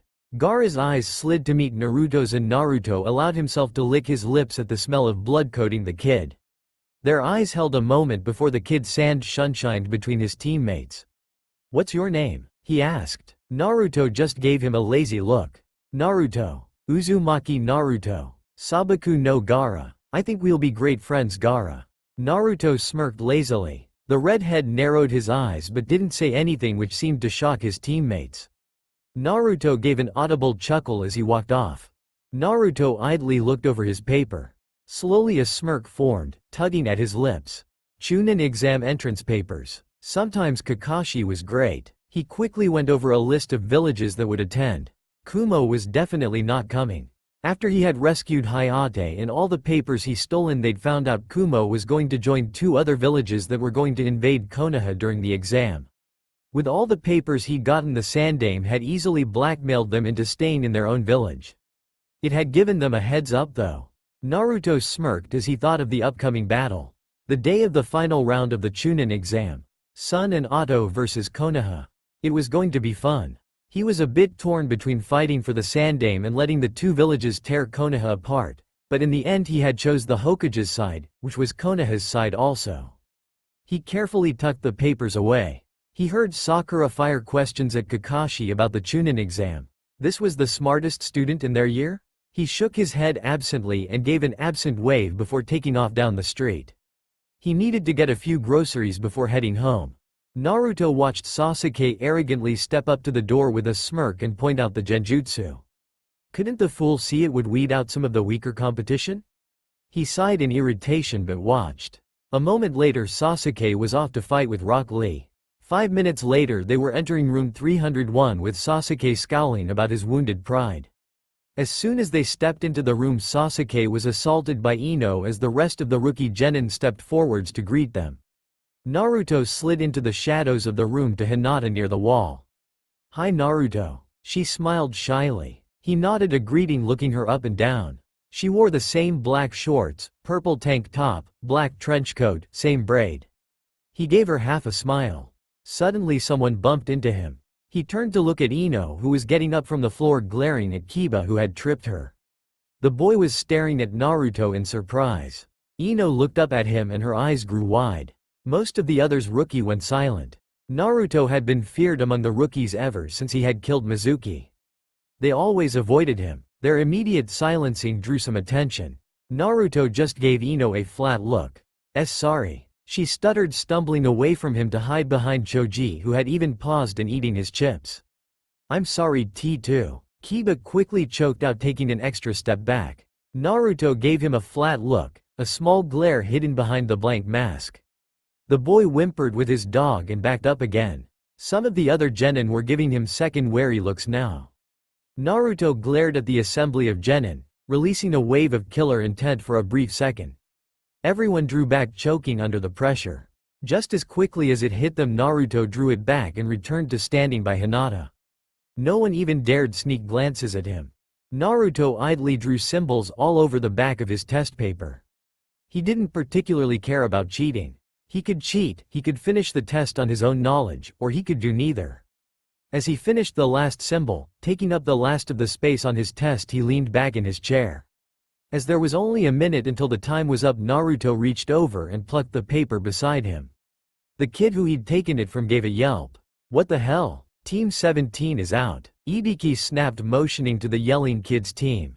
Some people were obviously motioning to Naruto, who idly copied the answers onto his page. No one said anything though, as talking would have them disqualified. As Naruto finished copying the last question, Ibiki straightened. "Time's up." Immediately a kid leapt to his feet. "Why didn't you call the blonde on his obvious cheating?" he asked, glaring. "I said you get 2 points taken off for every time we catch you cheating. You start with 10 points. That was his first time we caught his team cheating, so he only had 2 points taken off." There was some obvious gaping and curses. Naruto idly smirked. Naruto stood with the rest of the genin as Anko leapt back out the window. Most followed her, but Naruto paused. "Morino," he called. Ibiki raised a brow at him as the 5 other chunin in the room paused to watch the conversation. "I see you've been training Hinata well. Is she as sadistic as you yet?" he asked softly. The man gave a sigh. Sadly, she's too nice. But she's good anyways. Naruto gave an idle nod. Then he moved to the window to follow the other genin out. As he passed a chunin who glared at him, he slapped his paper to the man's chest. A moment later the man vanished and the paper floated to the floor. The other chunin quickly pulled kunai out and watched him warily. "What did you just do, Uzumaki?" Ibiki asked in surprise as he leaned over to grab the test. His eyes widened as he saw the symbols. Naruto shrugged lazily. "I sealed him. How's that possible?" The Yondaime was a seal master and he tried for years to learn how to solve living humans in scrolls.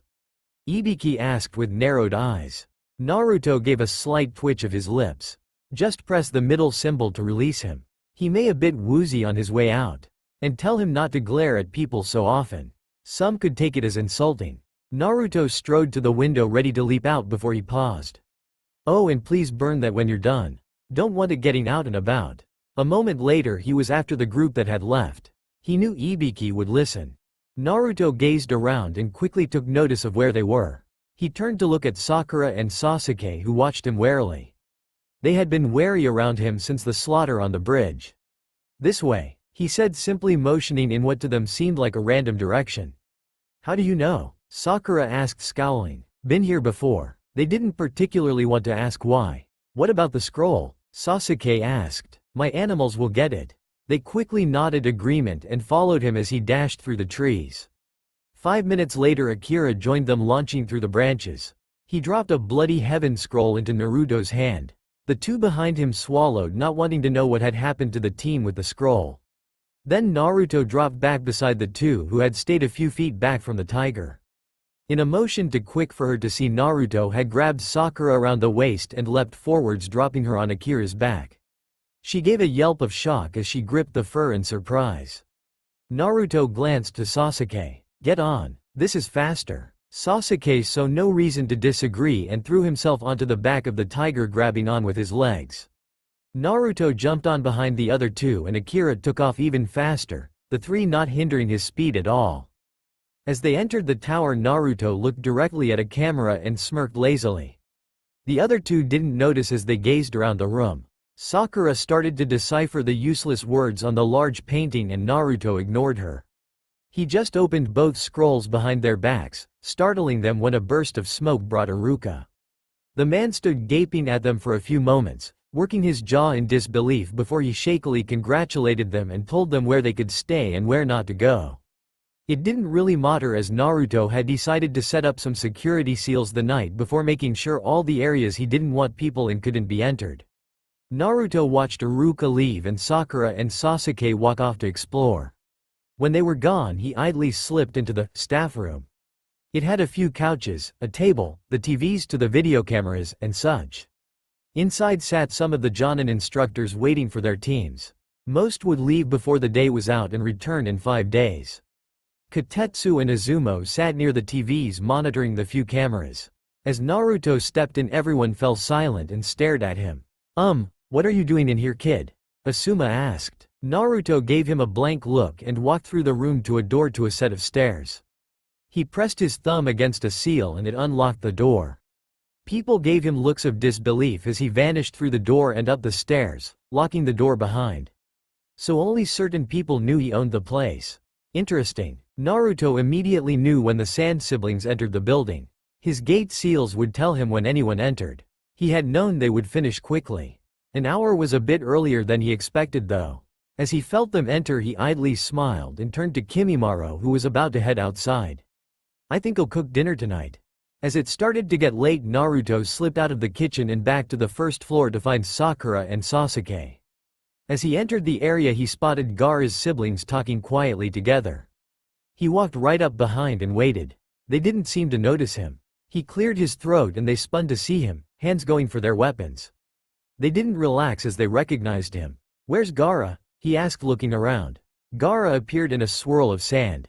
"Speak of the devil and he shall appear." Naruto thought. "I wished to ask if you wanted to have dinner with me." Temari raised a brow. Then both siblings looked to Gaara. He studied Naruto almost cautiously. "Fine." Naruto gave a blank nod. "I just had to go find my team and then we can go eat." They gave curt nods and followed from a distance as Naruto followed his teammates sent to a set of rooms. Sasuke sat cross-legged on a bed as if meditating and Sakura was surprisingly reading. When he entered they looked up. "Come, dinner." They gave slow, unsure nods and stood, following him. When they spotted the sand sibs they tensed but followed silently.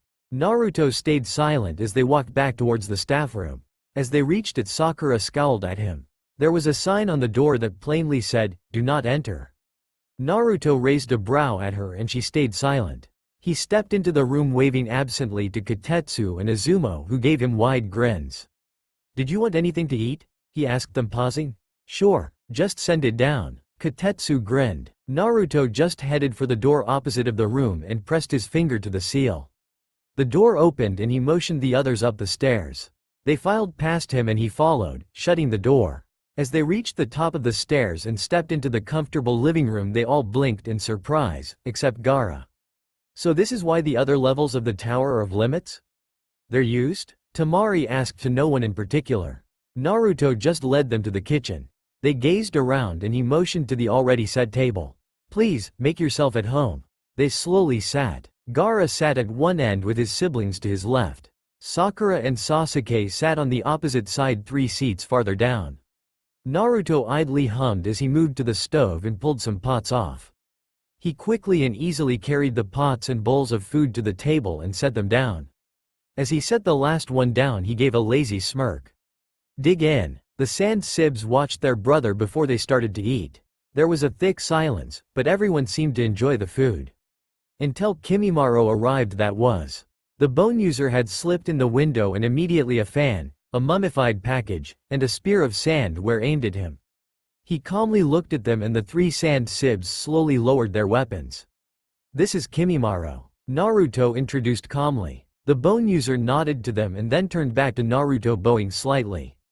"Naruto-sama," he greeted. "I was just out visiting Shikyo." The title got a few raised brows from the sand sibs but Sakura and Sasuke were used to him. Naruto just nodded. The large gray wolf enjoyed his company and he enjoyed her company so Naruto let Kimimaro visit the wolf often. "Good. Please take these down to Izumo and Kotetsu." He handed the Kagaya 2 plates of food and the team gave a brief bow and strode out of the room. Naruto just joined the others at the table and started to eat. They all ate silently for 10 minutes, Kimimaro joining them after delivering the plates. When the last plate was cleaned Naruto idly leaned on an elbow, looking out the window at the fading light. The others sat politely. A few seconds later Sakura and Sasuke collapsed. Temari and Kankuro twitched nervously eyeing the two. Naruto made a quick motion with his right hand and Kimimaro grabbed each under an arm and walked from the room to set them in one of the guest rooms. It was just an odor less and taste less knockout poison in their food.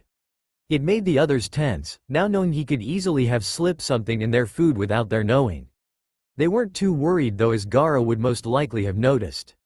Naruto idly swirled his water as he watched Temari and Kankuro go for their weapons cautiously.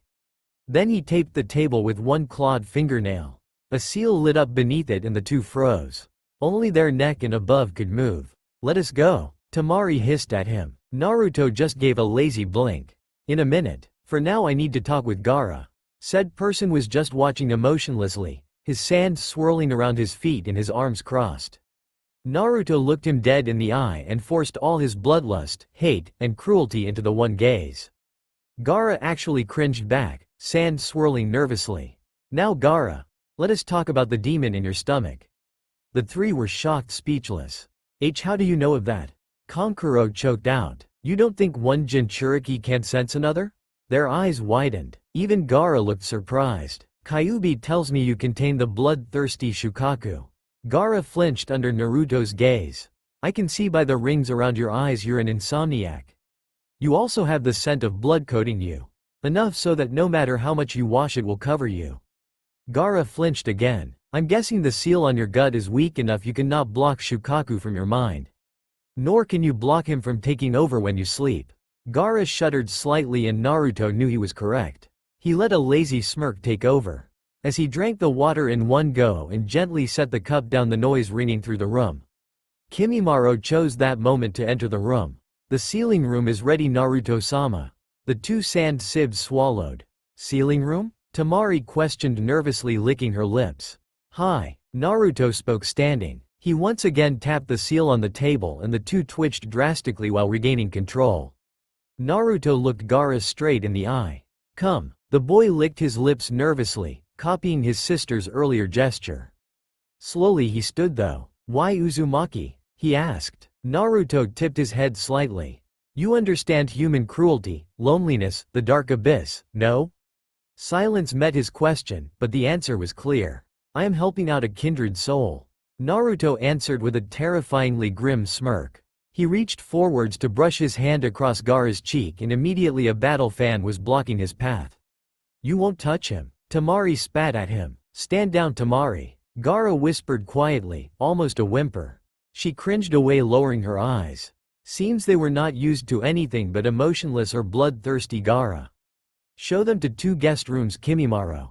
The bone user gave a curt nod. Then Naruto walked off in the opposite direction. Gaara followed. 2 minutes later they stood on the 4th floor in front of an open door.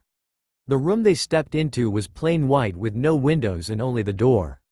Various seals were painted in spirals on each wall and one on the floor. As Naruto shut the door you could see one on it also. The room was lit by large candles in each corner. There were no plugs or lights in here. Naruto turned to Gaara. Naruto reached for Gaara and rested a hand on either side of his face. The boy shuddered, once sand twitching around him. Then he moved one hand in a blurring motion. His claws quickly undid the straps on the gourd, making it drop to the ground. The red head sunk to his knees as if all his strength was suddenly gone. This was why Naruto kept his aura and chakra repressed. He had tweaked his own seal, letting demon chakra mix with his own, changing it into his own but keeping it as malicious as any demon chakra. It would press down on people almost like killing intent, making them seem insignificant and helpless compared to him. His aura usually held the hidden bloodlust, the hidden lust for battle, the hidden disgust he held for humans. When unrepressed people usually got very fidgety around him, always wary of him, always keeping him where they could see him. They subconsciously knew he was dangerous and instinctively stepped back even if they didn't really know why. With another demon container though, the teen could feel Naruto's bloodlust, his demon chakra, the harsh cruelty and hate. He knew Naruto was powerful even when his aura and chakra were repressed, so unrepressed it pressed down on the teen. Why? He whimpered like a scared animal. Because Gaara. Because there are people who need you, not Shukaku, but you. There are people who love you. Your sister showed love and loyalty just now. You need to be free and strong to protect them. If someone is loyal to you like that or loves you, look after them. They are priceless. Gaara shivered once and Naruto stroked his cheek with a thumb. His aura and chakra had lessened for a brief moment, showing the boy he did have mercy and kindness. To prove he believed what he had said. And he did. There were people who deserved kindness and protection, who deserved them as guardians. Naruto repressed his aura and chakra, sliced the shirt off of the teen. He grabbed a brush and ink from the wall near the door and gently pushed Gaara so he lay on the ground over top of the seal. Edges of the spiral seal stuck out at Gaara's sides. Naruto dipped the brush in the ink and started. Symbols soon flowed over Gaara's former seal and over his sides to meet with the seal on the floor. It had a red tint to it, showing it wasn't just ink. Naruto then drew symbols all over his hands before pushing the items to the side. He leaned over Gaara and channeled chakra to his hands. The symbols glowed and Naruto slammed them onto the symbols on Gaara. The boy arched against his hands and howled, a deeper howl vibrating behind his own. Sand from the ground flowed around them like a small tornado. The symbols glowed and seemed to crawl across Gaara's skin, sliding like water off of Naruto's hands. The seals on the floor also seemed to soak into Gaara's skin. Naruto was glad for the sound repressing seals around the room as Gaara's howl grew in volume. Finally it cut off, dying as a whimper. As it finished, Naruto pulled his hands away from Gaara. The seals glowed a dull blue before fading into a mixture of blacks streaked with wisps of red. The seal, no longer just a spiral on his stomach, resembled a plant. Where the spiral used to be was a blood-red rose made of smaller, intricate symbols and patterns. It had two vines branching off, solid thick lines of black and red, which had leaves of seals and symbols sprouting off randomly as it reached around his side to his lower back. On his lower back was a rose to match the front but a different pattern. Naruto pulled back, breathing deeply. Gaara panted deeply from where he lay. For a moment all was silent in the dark. The sand had put the candles out. Then Gaara burst out in hysterical laughter. He's gone. He's gone. I can't hear him anymore. It's quiet. The boy laughed hysterically, trailing off at the end in a breathless whisper. Silence. So peaceful. Naruto allowed the boy to have a moment. The seal I did hasn't destroyed your old one, just built over it.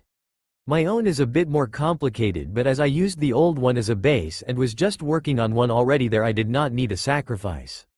Your seal will now restrict Shukaku in your mind.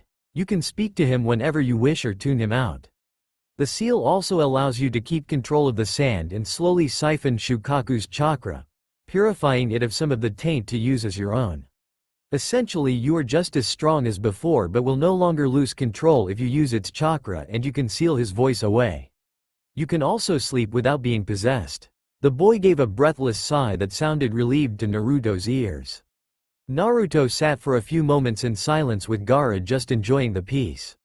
I can't move, Gaara said blankly after about 10 minutes. Naruto gave an empty chuckle.